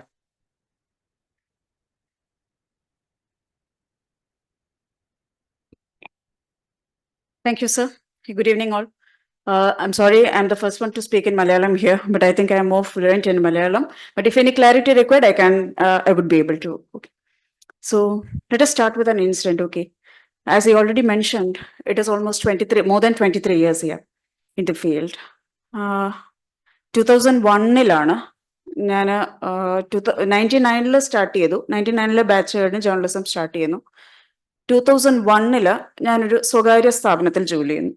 ഇപ്പൊ സ്വകാര്യ സ്ഥാപനം, ഞാനിവിടെ വ്യക്തികളുടെ പേര് പറയുന്നില്ല, കാരണം എന്ന് വെച്ചാൽ നമ്മൾ വ്യക്തികളെക്കാൾ വിഷയത്തിനാണ് കൂടുതൽ പ്രാധാന്യം എന്നുള്ളത് കൊണ്ട് തന്നെ ഞാനിപ്പോൾ അതിലേക്ക് ശ്രദ്ധ കൊടുക്കണ്ട എന്നാണ് വിചാരിക്കുന്നത്. രണ്ടാമത്, ഒരു വിഷയത്തെയും സെക്ഷൽ ഹറാസ്മെന്റ് മാത്രമായിട്ട് ഒതുക്കാൻ പറ്റില്ല എന്ന് നമ്മളിപ്പോൾ ചർച്ച ചെയ്തുകൊണ്ടിരിക്കുന്നതും അതിന്റെ അതായത് ഒരു അധികാര അധീശത്വം, power harassment, that's a better word. Okay, power harassment എന്ന തരത്തിലേക്ക് നമുക്കതിനെ വായിക്കാം എന്നുള്ളത് കൊണ്ടാണ്. 2001 ഞാനൊരു സ്വകാര്യ സ്ഥാപനത്തിൽ വളരെ ജൂനിയറായിട്ട് സ്റ്റാർട്ട് ചെയ്യുന്നു. അപ്പോൾ അന്ന് ആ സ്ഥാപനം ഒരു പുറത്തേക്ക് വിദേശത്തുള്ള ഒരു റേഡിയോയ്ക്ക് വേണ്ടിയിട്ട് ഇവിടുന്ന് പ്രൊഡക്ഷൻസ് നടത്തുന്നു. ഇൻക്ലൂഡിങ് ഞാൻ ഇവിടെ ഒരു സ്വകാര്യ ചാനലിന് വേണ്ടിയും മോർണിംഗ് പ്രോഗ്രാംസ് ആങ്കർ ചെയ്യുന്നുണ്ട്. ഇങ്ങനെയൊക്കെ പറഞ്ഞാലും ഇപ്പോൾ ഈ ലൈവ് കണ്ടുകൊണ്ടിരിക്കുന്നവർക്കും പലർക്കും ഈ സ്ഥാപനം ഏതാണെന്നും അതൊക്കെ മനസ്സിലാവും. എങ്കിൽ പോലും എനിക്ക് ഇനിയിപ്പോൾ പഴയ കുത്തികളൊക്കെ ഉണ്ട്, നമുക്ക് കാര്യത്തിലേക്ക് വരാം. അപ്പോൾ അന്ന് ഈ ആങ്കർ ചെയ്തുകൊണ്ടിരിക്കുന്ന പ്രോഗ്രാം മോർണിംഗ് ഷോ ആണ്. മോർണിംഗ് ഷോ ആങ്കർ ചെയ്തുകൊണ്ടിരിക്കുമ്പോൾ അവിടുത്തെ പ്രൊഡ്യൂസർ ഇദ്ദേഹം ഡെയിലി ഫോൺ വിളി തുടങ്ങി. അപ്പൊ ഈ സ്വകാര്യ സ്ഥാപനത്തിന്റെ ഉന്നത ഉദ്യോഗസ്ഥനും എന്റെ തൊട്ട് മുകളിലുള്ള ഓഫീസറും സെയിം ഈ ചാനലിന്റെ ആളും ഒരാളാണ്. അപ്പൊ എനിക്ക് പരാതിപ്പെടാൻ വളരെ ഈസിയായി. അപ്പൊ ഞാൻ ഈ സാറിന്റെ അടുത്ത് ഞാൻ പറഞ്ഞു, സാർ ഇങ്ങനെയാണ്, വലിയ പ്രശ്നമാണ്, എന്നെ ഫോൺ വിളിക്കുകയാണെന്ന് പറഞ്ഞു. അപ്പൊ ഫോൺ വിളിക്കുകയാണെന്നല്ല, ഞാൻ ഈ ജോലി ചെയ്യുന്ന സ്വകാര്യ സ്ഥാപനത്തിന്റെ ഫ്രണ്ടിലേക്ക് വൈകുന്നേരം ആകുമ്പോൾ കാറിലെത്തും, ഇറങ്ങി വാ എന്ന് വിളിക്കുന്നൊരു ഘട്ടം വരെ എത്തി. ആദ്യം സംഭവം കത്തിയില്ല, കാരണം അന്ന് വളരെ ജൂനിയർ ആണ്, ഗ്രാജുവേഷൻ കഴിഞ്ഞ് ജേർണലിസം കഴിഞ്ഞ് ജസ്റ്റ് വന്നിട്ടേ ഉള്ളൂ. കുറച്ചൊരു ലോകപരിചയത്തിന്റെ കുറവുണ്ടായിരുന്നു തോന്നുന്നു. അന്ന് ഇത് കാര്യം മനസ്സിലായില്ല. അപ്പൊ ഞാൻ സാറിനോട് പറഞ്ഞു, സാറും സാറിന്റെ വൈഫും കൂടി ഉടനെ തന്നെ ഇടപെട്ടു. പുള്ളിക്ക് ഓൾറെഡി പല വാർണിങ്ങുകളായതായിരുന്നു. വലിയ ആക്ഷൻസ് ഉണ്ടായി. വലിയ ആക്ഷൻസ് ഉണ്ടായി തുടങ്ങിയപ്പോഴാണ് തമാശ. പുള്ളിക്കെതിരെ ഒരുപാട് പരാതികൾ ഉണ്ടായി തുടങ്ങിയപ്പോഴാണ് തമാശ. അന്ന് വൈകുന്നേരം തൊട്ട് എന്റെ വീട്ടിലെ ലാൻഡ് ലൈൻ എടുക്കാൻ നിവർത്തിയില്ല, തെറി വിളി എന്ന് വെച്ചാൽ ഞാൻ ഇന്നേ വരെ കേൾക്കാത്ത രീതിയിലുള്ള, എന്റെ അമ്മ എടുക്കുക, അനിയത്തി എടുക്കുക, അച്ഛൻ എടുക്കുക, ഞാൻ എടുക്കുക, ആരെടുത്താലും ലാൻഡ് ലൈൻ ഏതാണ്ട് 1.5 മാസം അല്ല, എനിക്ക് തോന്നുന്നൊരു മോർ ദാൻ 3 months തുറന്നു തോന്നുന്നു. കള്ളു കുടിക്കുക, വിളിക്കുക, ചീത്ത പറയുക, പകലെന്നില്ല രാത്രിയെന്നില്ല. അതിനകത്തെ തമാശ, നിന്നെ ഞാൻ അങ്ങനെ ചെയ്തോ, നിന്നെ ഞാൻ ഇങ്ങനെ ചെയ്തോ, നിന്റെ അമ്മയ്ക്ക് പിടിച്ചോ, ഇങ്ങനെ ചെയ്തോ, ഇതാണ് അയാൾ ചോദിക്കുന്നതെല്ലാം. പിന്നെ അമ്മയ്ക്കും അനിയത്തിക്കും എല്ലാവർക്കും ഇതേ ഭാഷ കേൾക്കണം. ഇത് കഴിഞ്ഞ് ഞാൻ പിന്നീട് ഈ ചാനലിൽ ഞാൻ ജോലി ചെയ്തു. ഈ ചാനൽ ഞാൻ പിന്നെ സ്റ്റാഫായിട്ട് കയറി. ഞാൻ സ്റ്റാഫായിട്ട് കയറുമ്പോൾ അന്ന് അദ്ദേഹം ആ ചാനലിൽ നിന്ന് ഇറങ്ങുന്ന ദിവസമാണ്. പിന്നീട് ഞാൻ ഇദ്ദേഹത്തിന് ഒരാഴ്ചയുടെ ഡിഫറൻസിൽ പുള്ളി ഇറങ്ങുന്ന ദിവസം. പിന്നീട് ഞാനിത് മറ്റു ചാനലുകളിൽ എവിടേക്ക് പോയി. പിന്നീട് ഞാൻ ഇദ്ദേഹത്തിനെ കാണുന്നത് സർക്കാരിന്റെ ഭാഗമായിട്ടാണ് ഇവിടെ നിയമസഭാ മന്ദിരത്തിൽ വെച്ച്.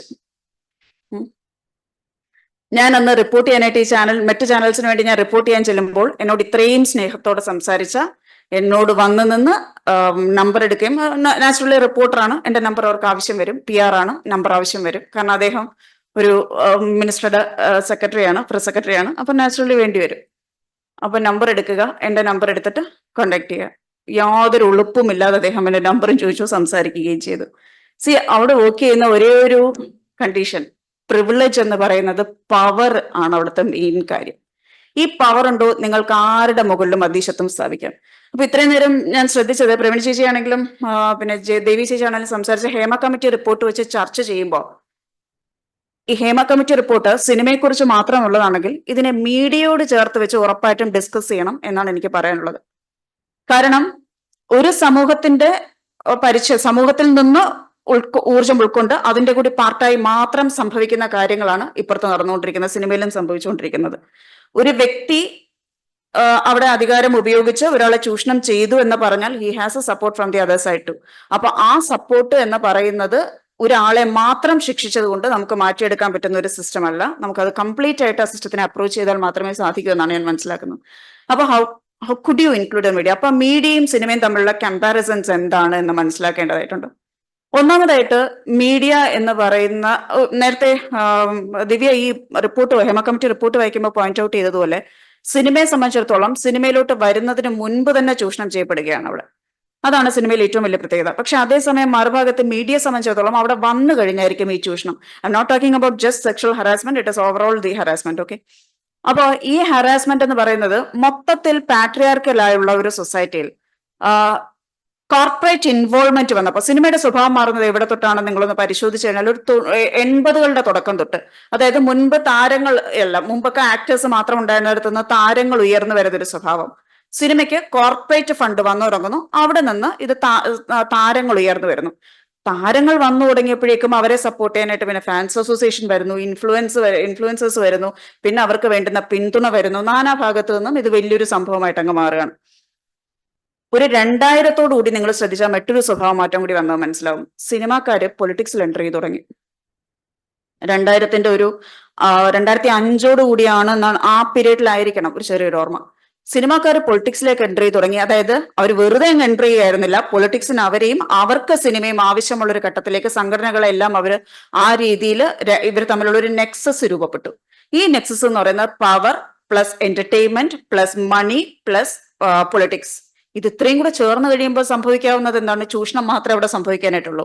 അവിടെ ആണെന്നോ പെണ്ണെന്നോ ഇല്ല. അധികാരത്തിനോട് ആര് ചേർന്ന് നിൽക്കുന്നുവോ അവർക്ക് എല്ലാവർക്കും അപ്പകഷ്ണങ്ങൾ കിട്ടിക്കൊണ്ടിരിക്കുക എന്നതുള്ള ഇതേ സ്വഭാവമാണ് മീഡിയയ്ക്കും ഉള്ളത്.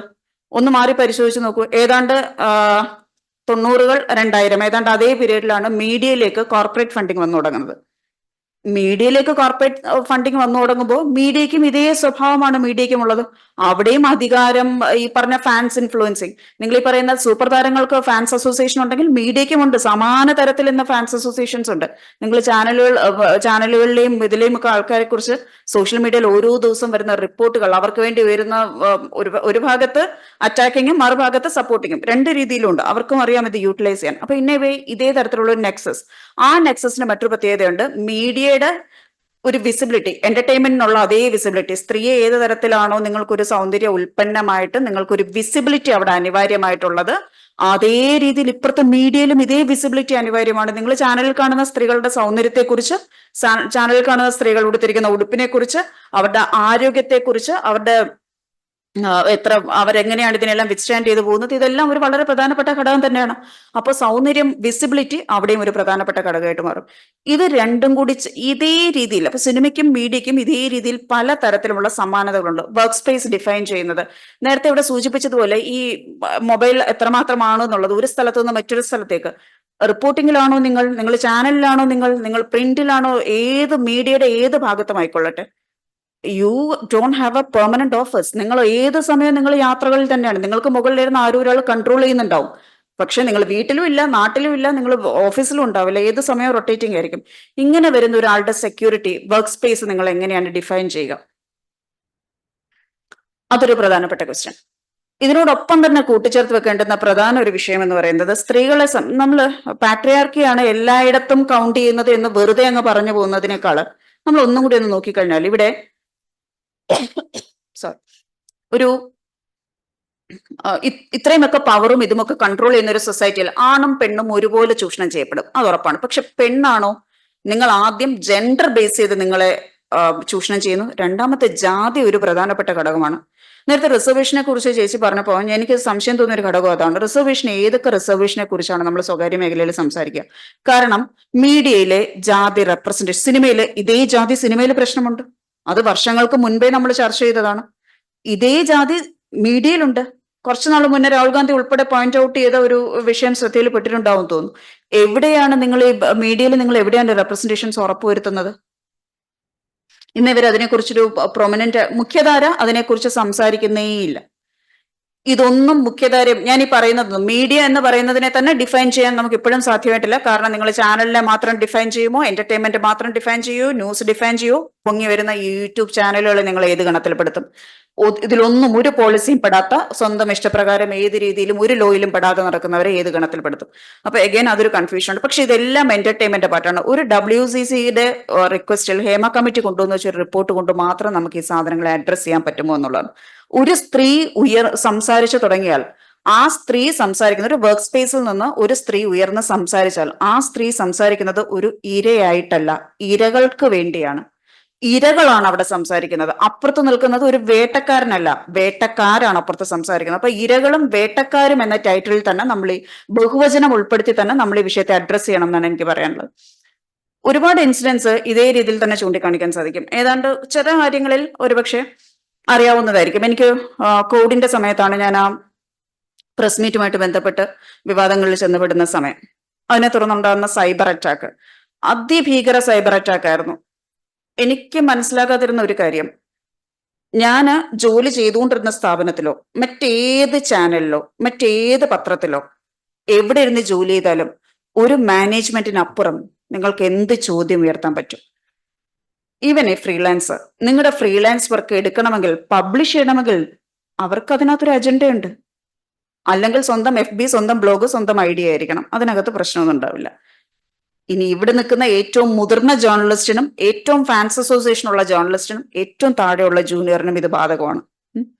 പക്ഷെ ആ സമയത്തുണ്ടായ സൈബർ അറ്റാക്കുകൾ, ആ സൈബർ അറ്റാക്കുകൾ എന്നെ പോലെ ഒരുപാട് ജേർണലിസ്റ്റുകൾ ഡെയിലി ഈ സൈബർ അറ്റാക്കുകൾക്ക് വിധേയമാവുന്നുണ്ട്. അവരെങ്ങനെയാണ് ഇതിനെ സർവൈവ് ചെയ്യുന്നത്? പരാതി കൊടുക്കാൻ പറ്റുമോ?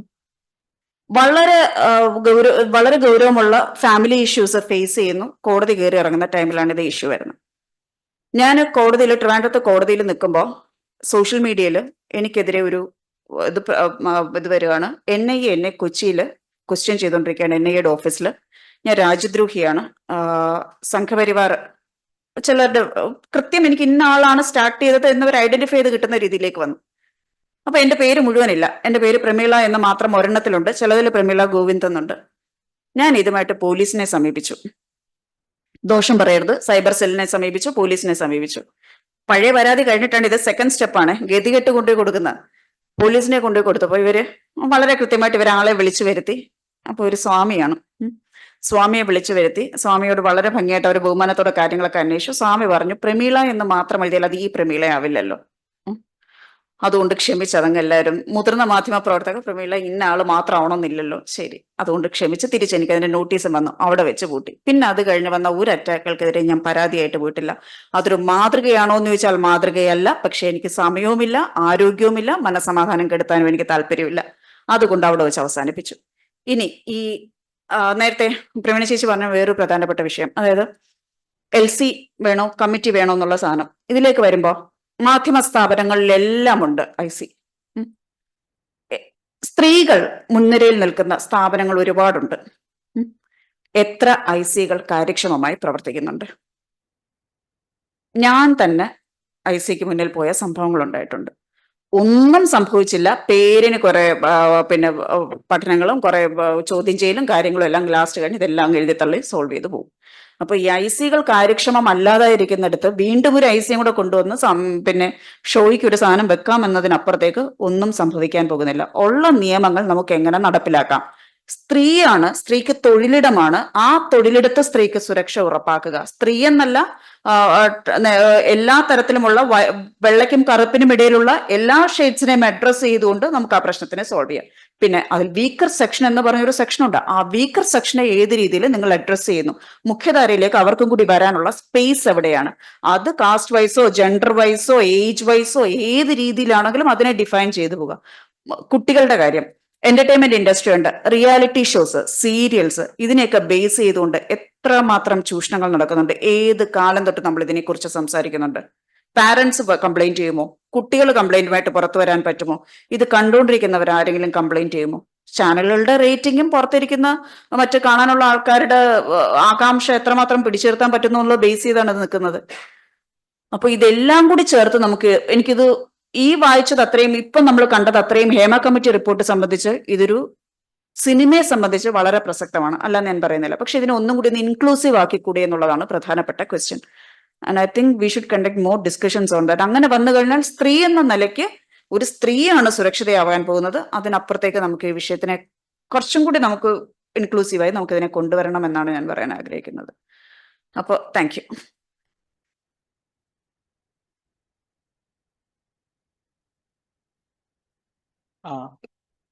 Thank you so much, Pramila. I'll now call upon Srimanjari, the doctoral student at CDS. She works on women's work and social networks. Her thesis is about how women acquire social capital and put them to use. She'll give her comments on the draft demands made by Althea. Yes.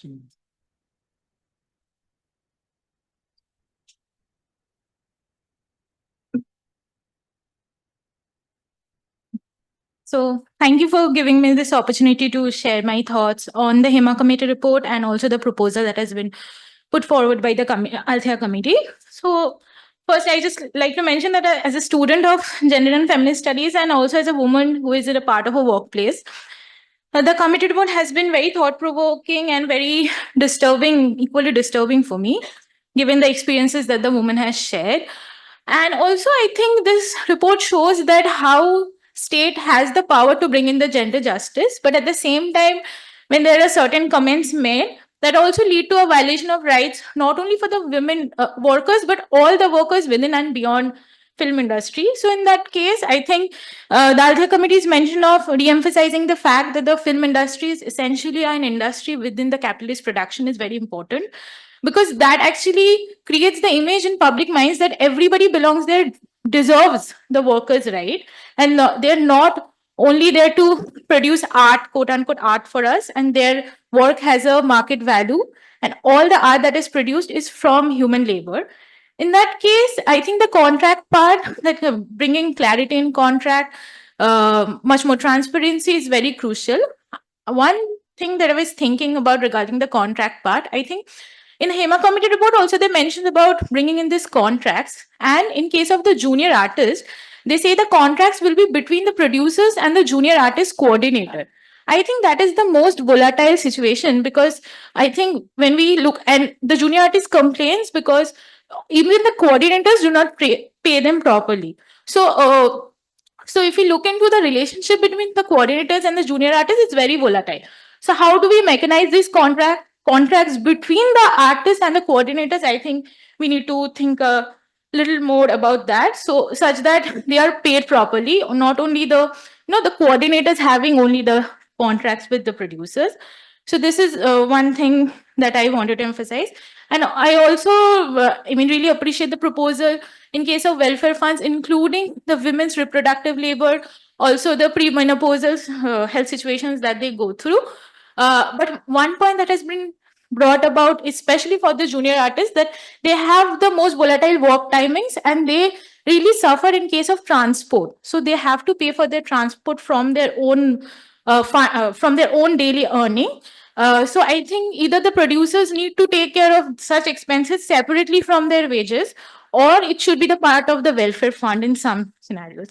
Another thing I think the welfare fund can include is the mental trauma that this aggravated women have gone through for years. There should be some financial support provided to them, to such that they can access some uh, mental health support, especially for the junior workers who already comes from a very poor financial background, has suffered for years. This can also be the part of the retribution, I feel, such mental health support.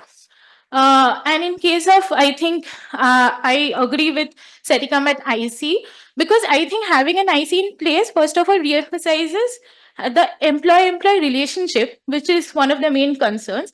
And also, IC is just not on place to address the issues of the aggravated women. It is there to create a gender-sensitive work environment. And if, according to the committee's report, if we are able to set up an IC in each film set, overall there can be a change in the mindset in the long term. I think that is the entire goal of any feminist collective, any movement. So I think having an IC in place will overall create a gender sensitive background. I had two concerns regarding the volatility in the workplace, which has been discussed so many times. So the Hema committee reports actually mentions so many women have faced sexual harassment even before joining the film. So they have been asked to compromise, adjust to get a certain film. So here I just wanted to understand that the woman is not the part of the workplace as of now, so she's not an employee, but the abuser is already the part of the workplace. So how do IC will deal with such situations in such scenario, because the victim is not the part of the workplace as of now. So I had a question regarding that. And apart from the fact, I think IC have this thing that women need to file a complaint within 3 months of a harassment happening. Given the large volatility in their workplace, different work timings, it might be very practically impossible sometimes to file a complaint. So as Pravina ma'am was suggesting, that some online complaining methods or something that can be put in place, that can be helpful. Also, the collective proposal focuses on the issue of child actors and how Child Welfare Act can be included. However, the Hema committee report makes one point that the tribunal do not have the power to deal with the sexual harassment of the minors. So I just wanted to know that if there is any way we can, integrate the POSH Act with the POXO Act that is in place to deal with the sexual harassment of the child actors. Yeah, I mean, since they were already working, so I just want. violation of the child. It has to be immediately Hmm. as a crime. Hmm. Cannot be done, Hmm. immediately. So yeah, this has been my thoughts, and thank you so much. And also, I would say that such discussion has been very helpful in case in Bengal there has been a proposal that has been pushed forward by the actresses to the CM, and also I think the Kannada film industry is also pushing forward for it, and I think the other media and television industries should have such committees in place. Thank you.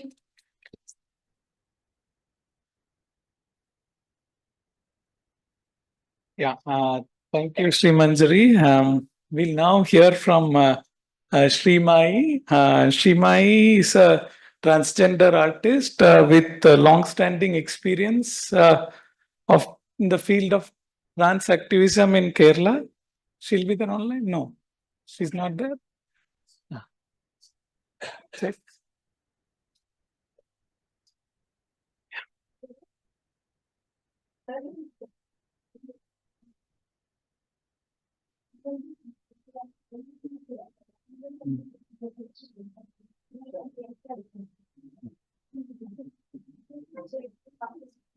Yeah, that's online now. Yes. Yeah.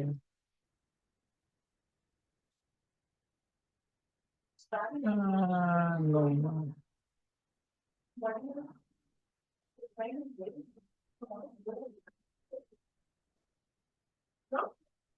No, it's not here. She said she's traveling.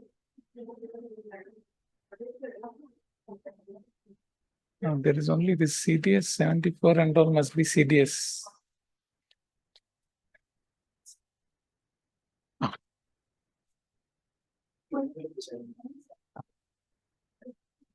Maybe, yeah, as we check.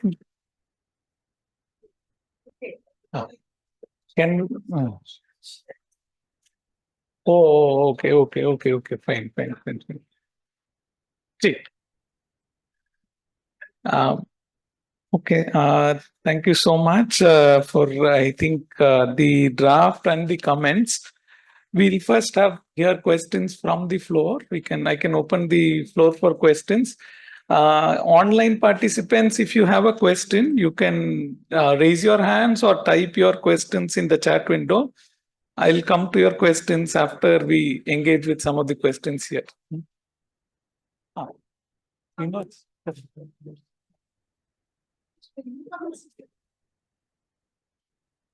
Sri Manjari.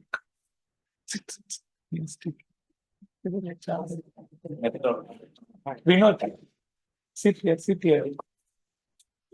Vinod, sit here. Praveen,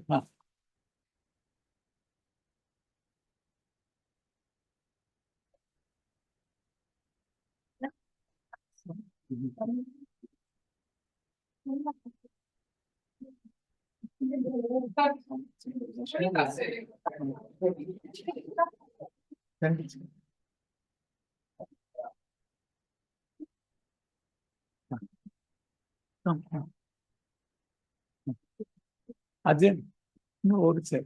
One chair. Sri Manjari. In the side. Yeah, any questions from the floor? Questions, comments, observations? Yeah.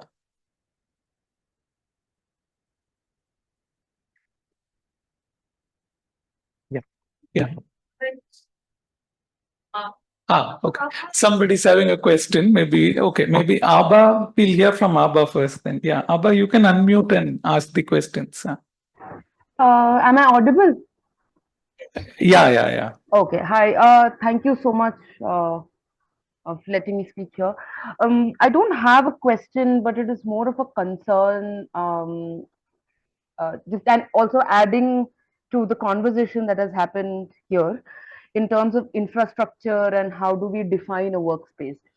So one thing that I was able to observe in the Hema committee report was also how violence today has also seeped into social media spaces. So technology really coming and uh, helping in sort of the proliferation of violence against human beings per se, everybody, um, and at the same, like, which means that the marginalized groups who exist in these social spaces are, sort of victims. And using the space also as a space of infrastructure where work happens, right? Because you have accounts, and then all of a sudden people have this access to phones and technology and profiles. I mean, portfolios are built, and contact network establishment also happens via these spaces. And what then happens is this, so I'm just pushing this workspace to the pre-production space, right? When we say that harassment begins much before even auditions also. So when it comes to building of profiles or portfolios, right?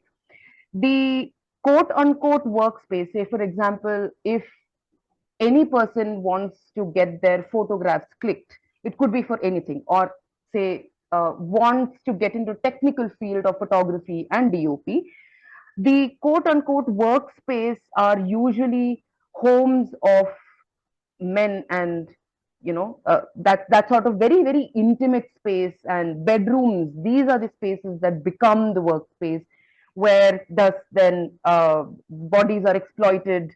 And here, because it's in a language of quid pro quo, there isn't money also coming in that space. So it is a exploitation in terms of labor exploitation, economic exploitation, and eventually sexual exploitation, where the woman feels that they are obliged to provide sexual services in return of whatever that value or product would mean. Would that reach the market? Would that then lead to them being placed in the larger economy of film or say media? One wouldn't know. So I'm wondering, how can we then expand the definition of what a workspace would mean as such also? Yeah, thank you.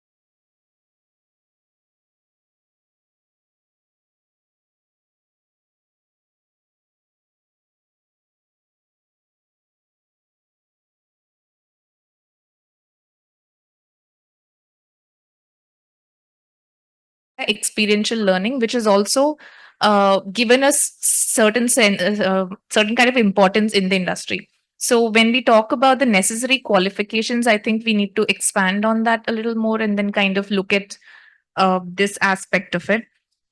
Another was the different kind of to differentiate between producers and financiers, because those are two different actually categories which are always combined when uh, producers are talked about. For example, even B. Unikrishnan in his recent press conference said Producers Association is bringing money to the industry, but that's not necessarily true, because the production executive or the producer might technically is supposed to be the one who's running the production related things on set, but might not be the person who's bringing in money. So we have a whole different layer of powerful people called financiers who are there, but might be from very different industries and real estate or something like that.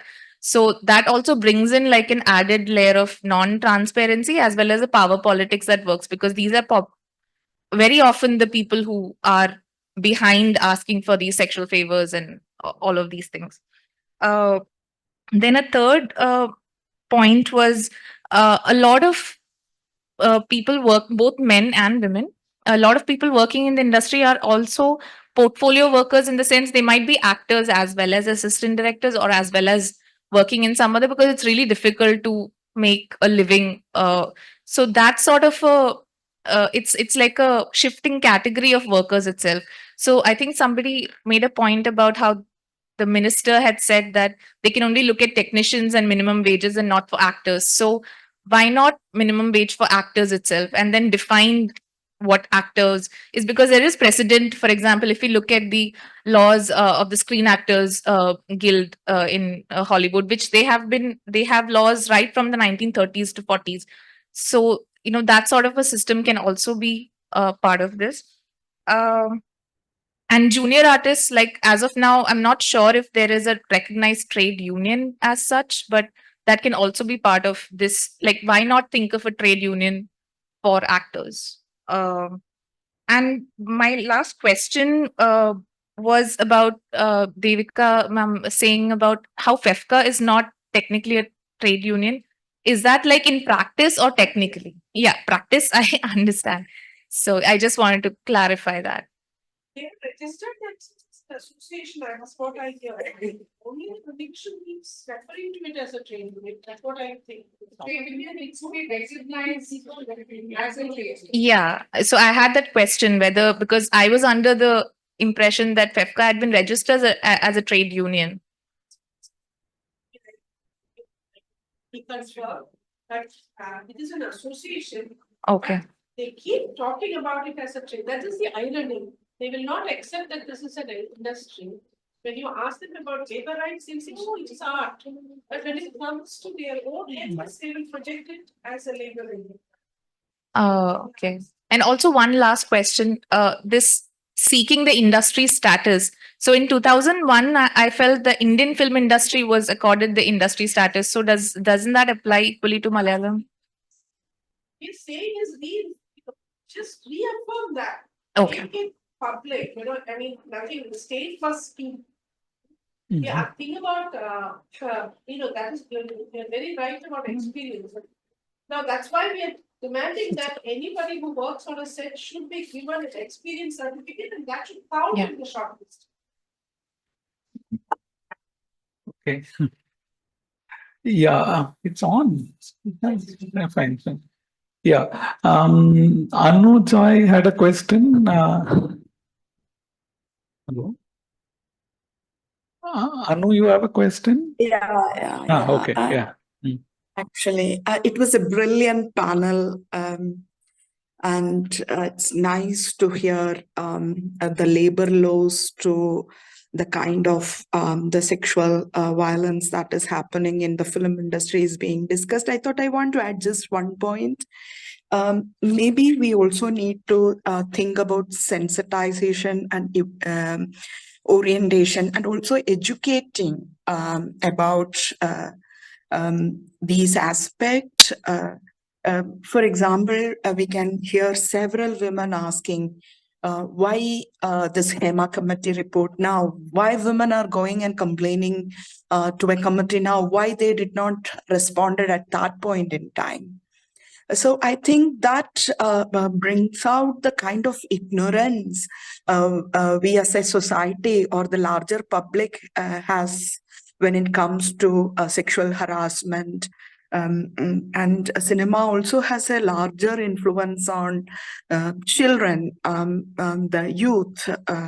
Even a sixth grade or even a primary school child's idea of masculinity is being shaped by cinema. I was never happy to see Prithviraj coming out and giving a media a press meet, or like coming out as the champion of gender justice, because several of his movies were perpetuating gender violence. So I think we also need to think how such practices that cinema reinforces in a society can it be addressed that a movie doesn't have any scenes of gender violence or gives ideas of hyper masculinity to children? And I think it is very important also to think about how to educate, what kind of programs we can think of educating the public at large on sexual violence and these issues. I thought to add that point.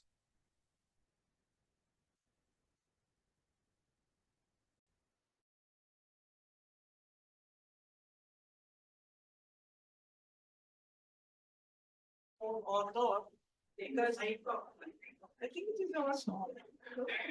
Maybe change the mic. Yeah, I know. Yeah, you can pick it.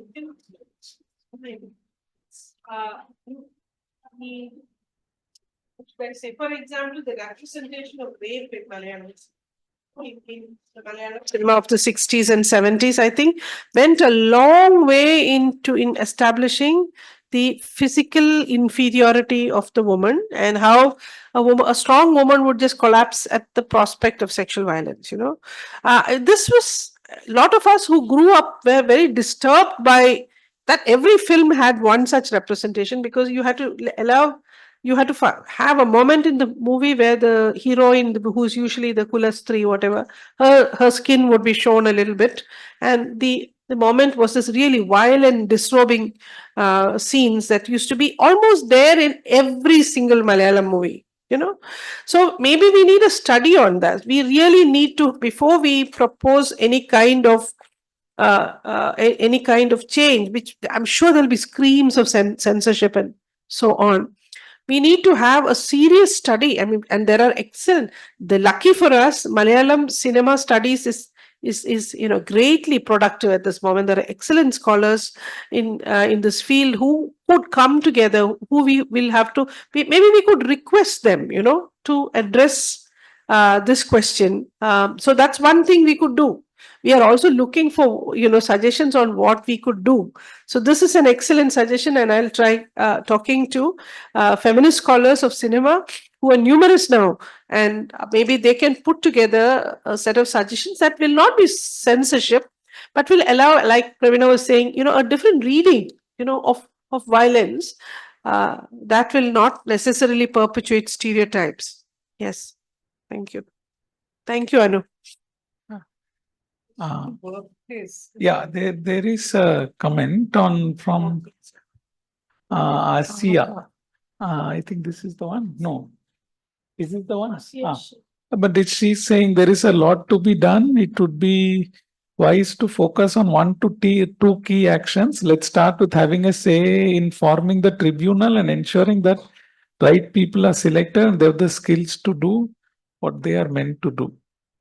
I want to say that I don't know. We kind of fundamentally disagree with starting with the tribunal, and we don't think that because the tribunal is all said and done something that begins on top. You cannot democratize a field from the top. And how do you ensure that people have right skills, and how do you ensure that they're going to be ethical? I mean, there's no way you can do all that. And I'm not sure if, the tribunal is really not the way out, I think. Well, if the government is hell-bent on having a tribunal, then it should come at the very last, after the democratization of the field has been started and it is on its way. Then maybe we can think about a tribunal, but definitely not as in the start. And I'm not too keen on the tribunal, honest truth.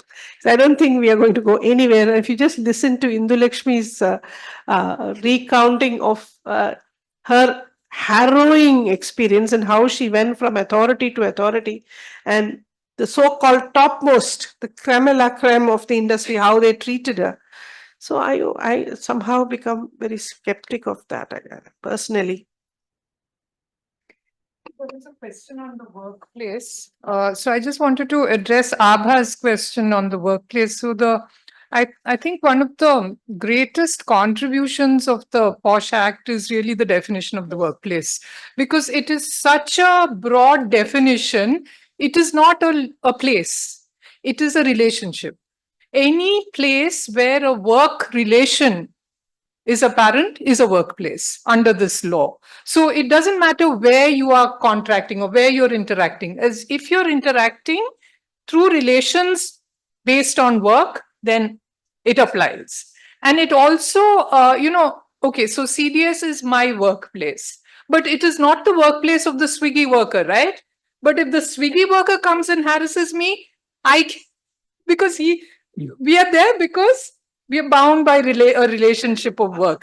So it's really very important that we strengthen the strengths of, or we consolidate the strengths of the POSH Act and not allow it to be diluted, but actually look at what are some of the limitations. And one of the limitations is that time frame, right? There is a very clear time frame. Of course, in the case of the Hema committee report, the chief minister said if people come and complain, we'll take it up.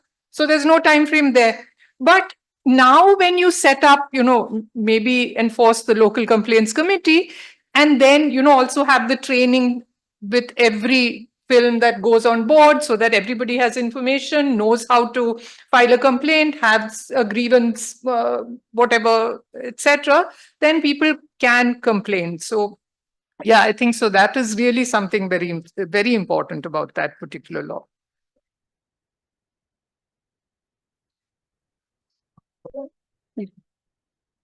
കേൾക്കാം. അതായത് ഈ work space സംബന്ധിച്ച് നമ്മളിത് പറയുമ്പോഴും ഏറ്റവും പ്രധാനമായിട്ട് നമ്മൾ ഉന്നയിക്കുന്ന പ്രധാന ആവശ്യം എന്ന് പറയുന്നത് സേഫ്റ്റി ആൻഡ് സെക്യൂരിറ്റി, സ്വതന്ത്രമായിട്ട് തൊഴിലെടുക്കാനുള്ള അവകാശം വർക്ക് സ്പേസിൽ. അങ്ങനെ വരുമ്പോൾ ഫസ്റ്റ് ഇവർ ചൂസ് ചെയ്യുന്നു, ഓക്കെ, സിനിമയിൽ ഒരു സ്പെസിഫിക് ലിസ്റ്റ് ഓഫ് ക്യാരക്ടേഴ്സിന് പെണ്ണുങ്ങൾ ഉണ്ടായേ പറ്റുള്ളൂ. They should be women members, അത് അവർക്ക് ഉറപ്പാണ്. കാസ്റ്റ് ചെയ്യാൻ ഇന്ന ക്യാരക്ടേഴ്സിന് സ്ത്രീകൾ വേണം. പക്ഷെ ചാനലിലോ പ്രിന്റിലോ ഓൺലൈൻ മീഡിയയിലോ ഒന്നും അങ്ങനൊരു ഇതില്ല. അപ്പൊ പല സ്പേസിലും നിങ്ങൾക്ക് സ്ത്രീകളെ അവിടെ ഒഴിവാക്കാനാവും. നേരത്തെ പറഞ്ഞതുപോലെ എന്തുകൊണ്ട് ടെക്നീഷ്യൻസ് ഒഴിവാകുന്നു, ടെക്നിക്കൽ മേഖലയിൽ നിന്ന് സ്ത്രീകളെ എന്തുകൊണ്ട് മാറ്റുന്നു? പെണ്ണുങ്ങളെ കൊണ്ടുപോയി കഴിഞ്ഞാൽ അവിടെ അവരുടെ സുരക്ഷ നോക്കണം. പിന്നെ അങ്ങോട്ട് തൊട്ടു നോക്കി പിടിച്ചു എന്നൊക്കെ പറഞ്ഞ് പിന്നെ പ്രശ്നവും. പിന്നെ ബാത്റൂമിൽ പോകാൻ സ്ഥലം കിട്ടിയില്ല, പാഡ് മാറാൻ സ്ഥലം കിട്ടിയില്ല, തുണി മാറാൻ സ്ഥലം കിട്ടിയില്ല, ഇതൊക്കെ പരാതിയാവും. കിടന്നുറങ്ങാൻ സ്ഥലമില്ല, ഇതൊക്കെ പരാതിയാവും. സോ ഇൻ എ വേ അവിടെ നമുക്ക് ജോലി കിട്ടാത്തൊരവസ്ഥയും കൂടി ക്രിയേറ്റ് ചെയ്യപ്പെടും. അപ്പൊ ഇത് അഡ്രസ് ചെയ്യാനുള്ള പ്രൈമറി ഒരു സാധനം വെച്ചുകൊണ്ട് മാത്രമേ നമുക്കൊരു സെറ്റ് ഓഫ് ഗൈഡ് ലൈൻസ് അവിടെ പറയാൻ പറ്റൂ. Of course, when we talked about reservation, because the Hema committee also talks about reservation, that was what we had in mind, but we were also talking about incentivization. So if you, and some really handsome incentives, if there, and remember that the best in Malayalam film, you have increasingly low budget films who would be quite happy to take an incentive, a tax incentive. And we can also think about what other incentives can be imagined, we can be proposed. So because of that, I think, if we offer good incentives, നമ്മൾ അങ്ങനെയും കൂടെ പറഞ്ഞിട്ടുണ്ട്, രണ്ടും പറഞ്ഞിട്ടുണ്ട്. 30% സംവരണം എന്നും പറഞ്ഞിട്ടുണ്ട്. ഇത് ഇപ്പൊ എത്ര സ്ത്രീകളെ കൂടുതൽ, അതും നേരത്തെ പറഞ്ഞില്ല. We also talk about take an intersectional perspective on that. So not just women, but also, cutting across the different identities. So if there are more people involved in that filmmaking, a diverse kind of workplace, then they can be off. And like you said, think about an award, think about some public recognition of that kind of workspace, different forms of public recognition, like for example, publicity, different, publicity opportunities funded by the government, etc., etc. I think we should. The thing is, if we can put our heads together and work out every aspect, that's the hard work that needs to be done, and then the only way we can really go back. Okay, let's hear from. I'll come back. So Aishwarya and Gayatri Devi, and then I'll come to Arun and Abba. I'll come back to you after that. Huh? Yeah, Aishwarya. Yeah. Hello, ma'am. I hope I'm audible. Yeah, you can. You are audible. I'm really sorry. I was there in person, but I felt a bit unwell, so I had to come back to my room. I just had something that crossed my mind. I don't know how viable this suggestion would be, but if you people could consider it with your regard to the things being put forward to the government. Like a lot of service sectors have associations. For example, doctors have the IMA, Medical Association. then like for to be a lawyer, you have to be registered with the bar association. So in that manner, if an association, a formal association, could be constituted for film artists, and anybody who wants to participate in film activity has to compulsorily be registered with that association.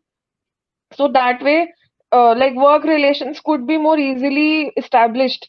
That okay, if two people are associated with the film association, hence they are both film artists, and hence any relation between them is professional, and hence any harassment that takes place in that situation can be covered in the POSH Act, regardless of that person currently being employed or not, etc. So if something like, and then that association could also be like upholding all the norms of working in that industry. Who would be the shareholders in the association, etc., could be decided upon. We could have reservations for women, we could have democratic ways of election, etc. Those could be norms that could be come up with, but a compulsory registration with an association so that the worker can be formally recognized as a worker of the film industry. Actually, the problem is that Can we hear a few more questions? no, and then I'll answer forget. together? Okay, fine. Yeah. Actually, the problem is that Yeah. these organizations that already exist, they're all associations of this kind. What you need, like Deepti was saying, is actually trade unions. You need trade unions of junior artists, of technicians. That's what you really need. An association does not fulfill all the criteria of the trade unions. Only a trade union can really protect workers. So this thing called Amma, this monster which just collapsed, that Amma is an association and formed with the best intentions in 1994. Yeah. So Gayatri, you had a question. Yeah. Gayatri, you can unmute and talk. Yeah. We can hear you now. Huh? Can you hear me now? Okay. All right. Thank you for this wonderful discussion.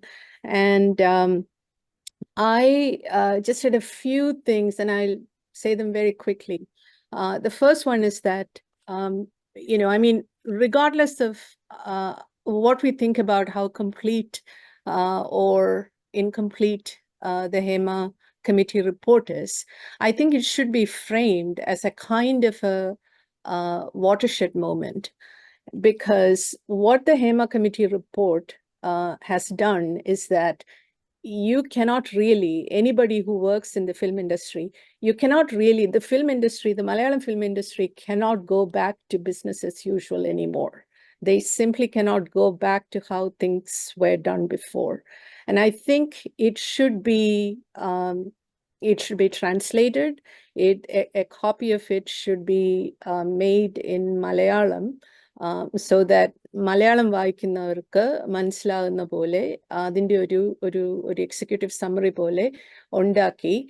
I think it should be given to the current people in the industry and all the newcomers, so that, one of the most egregious things that you read in the Hema committee report is actually what the agents who control the junior artists actually do to them. So, for instance, they are promised between 1,500 and 5,000 rupees for a day's shoot. And eventually they end up getting 450 rupees or 500 rupees. So think of the theft that has happened there. I mean, this is hours and hours and hours of work that is done by this junior artist, who eventually does not even have enough money to get a train back to their house or catch a bus back to their house. So people like that actually need to know the next time an agent says, well, take your 450 rupees and go home, they should be able to tell them, well, hey, there is this report, and, you cannot actually treat junior artists. You cannot actually be stealing my money.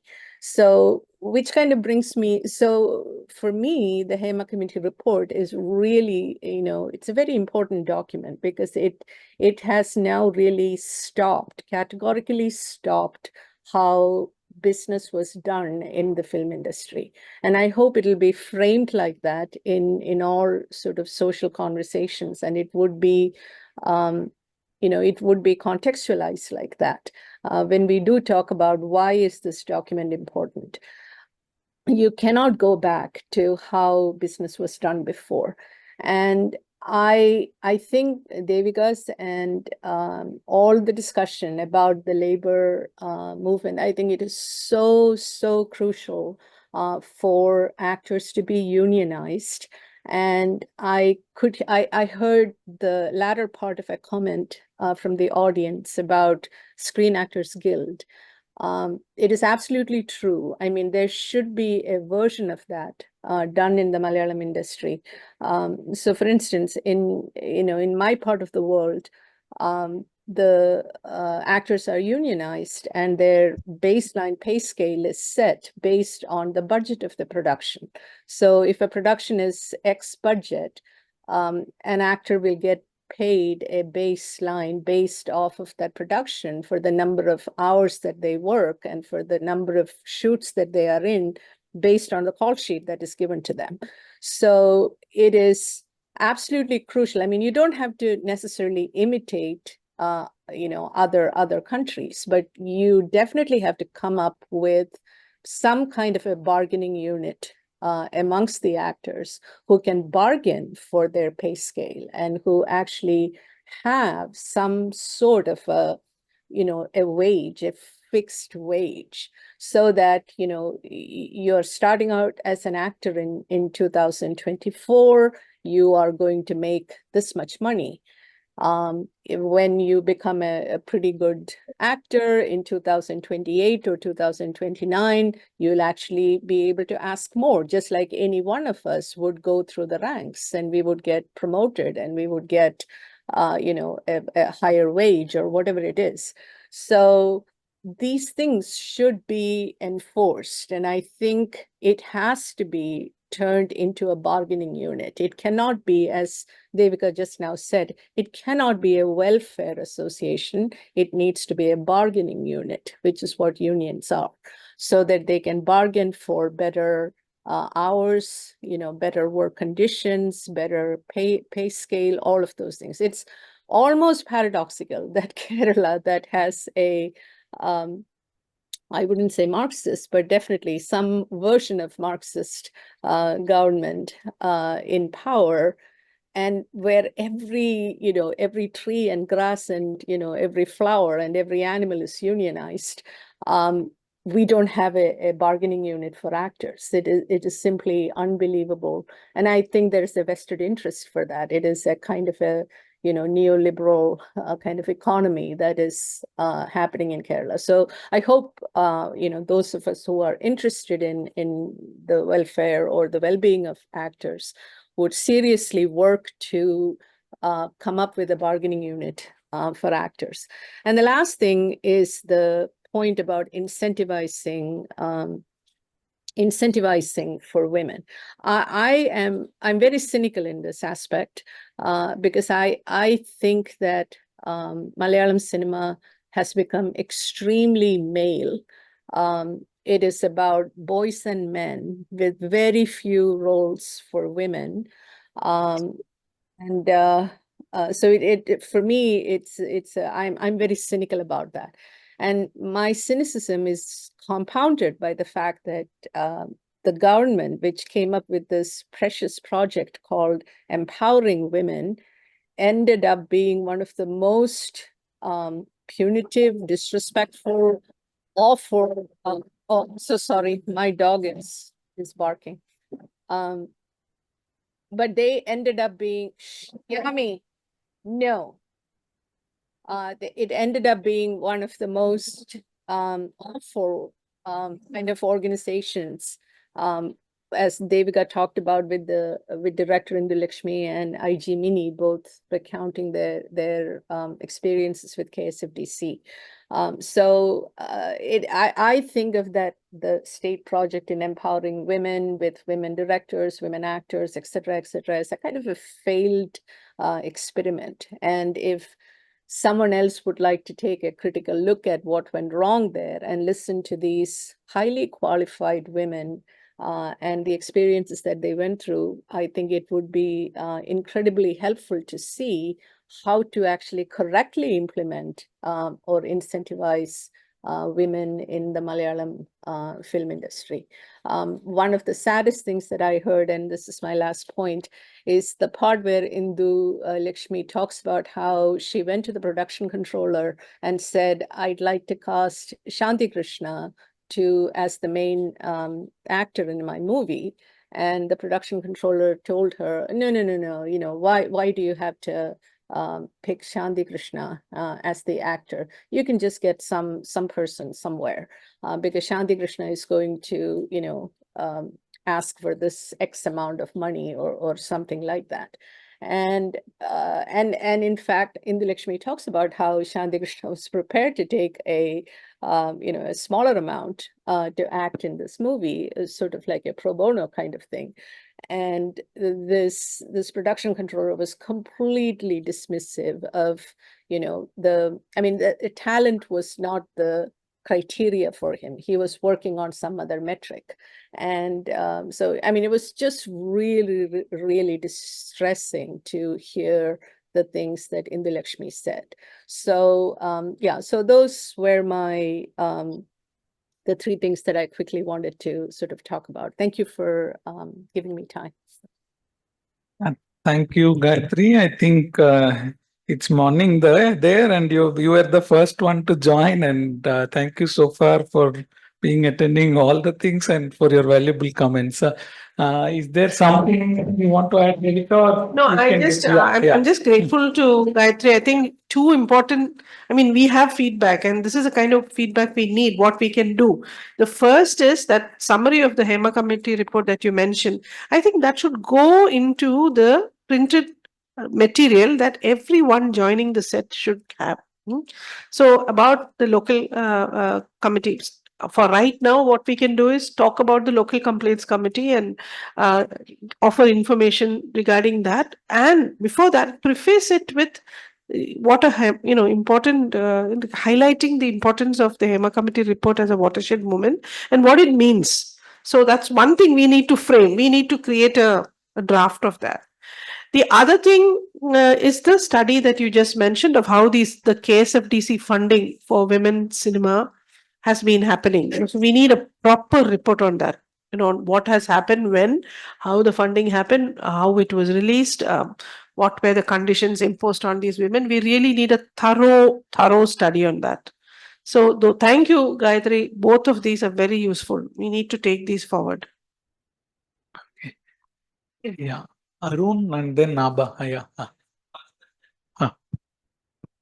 So, does the report, or does the Hema committee report talks about sexual harassment in a little bit more broader sense? Because unlike other sectors, here the on-screen objectification of women and sexual harassment from non off-screen kind of place is quite blurred, right? So what I want to ask is sexual harassment in terms of on-screen coercion of women into objectifying scenes, is it considered as sexual harassment? In the legal definition. No, the Hema committee does talk about having movies that are, that treat women as human beings, as full human beings, and so on. They do say that such movies have to be promoted. But as far as sexual harassment is concerned, yes, they talk about how certain movie makers have forced women to do intimate scenes without their consent and then refuse to take it down, until they actually made some compromise. So that yes, they have flagged that. So they don't club the two. They are not talking about the exploitation of women on screen as sexual objects. They're not clubbing the two. They treat these as separate. One is to be addressed anyway. This is a problem with their suggestions. What all are the tribunal going to deal with? All of it? So, yeah. The retakes, the continuous retakes that some actors apparently manage to manipulate. Yeah. Abba, you had a question? Not a question, but sort of just adding to the conversation. the part about education and cinema and that kind of study that even Devika was talking about, right? Of scholarship, feminist scholarship also. So just adding to that, so I have done work, a little bit of rudimentary work in Malayalam cinema, and when it comes to the narrative and discourse of Kerala and film and identity creation, um, just few findings was when they shoot women characters to create that identity, they end up using filters so that the woman is shown to be the soft, etc., etc. So that I've written about this, but what I'm trying to say is, if that kind of scholarship can just be put together and a report, extensive study can be done in terms of this cultural production, because what I did was very rudimentary 10 years ago, and certain things have changed and have become something else. So just adding that if you need anything, I'm more than willing to add. Okay. Thank you, Abba. Maybe one last question from Shraddha. Yeah.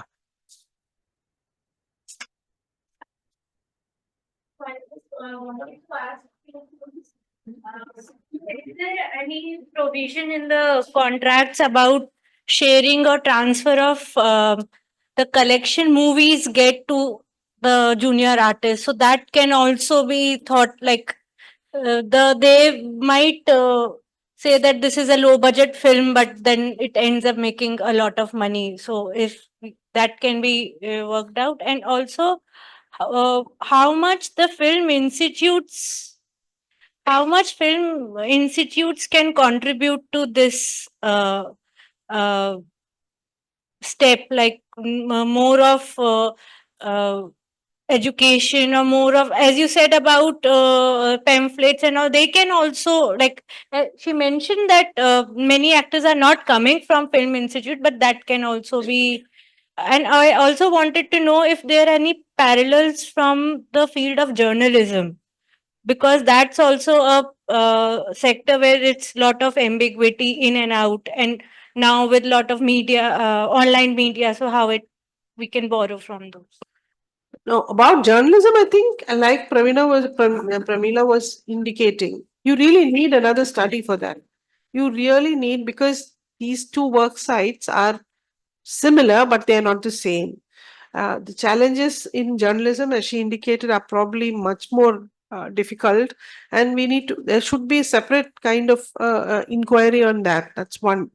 As far as sharing the profits, etc., are concerned, I think one of the suggestions that Pravina made about the welfare fund, where you can take you can ask the get a share from the producer as contribution to the welfare fund, but that is likely to be fixed, right? It might be difficult to ask for a share of the profits.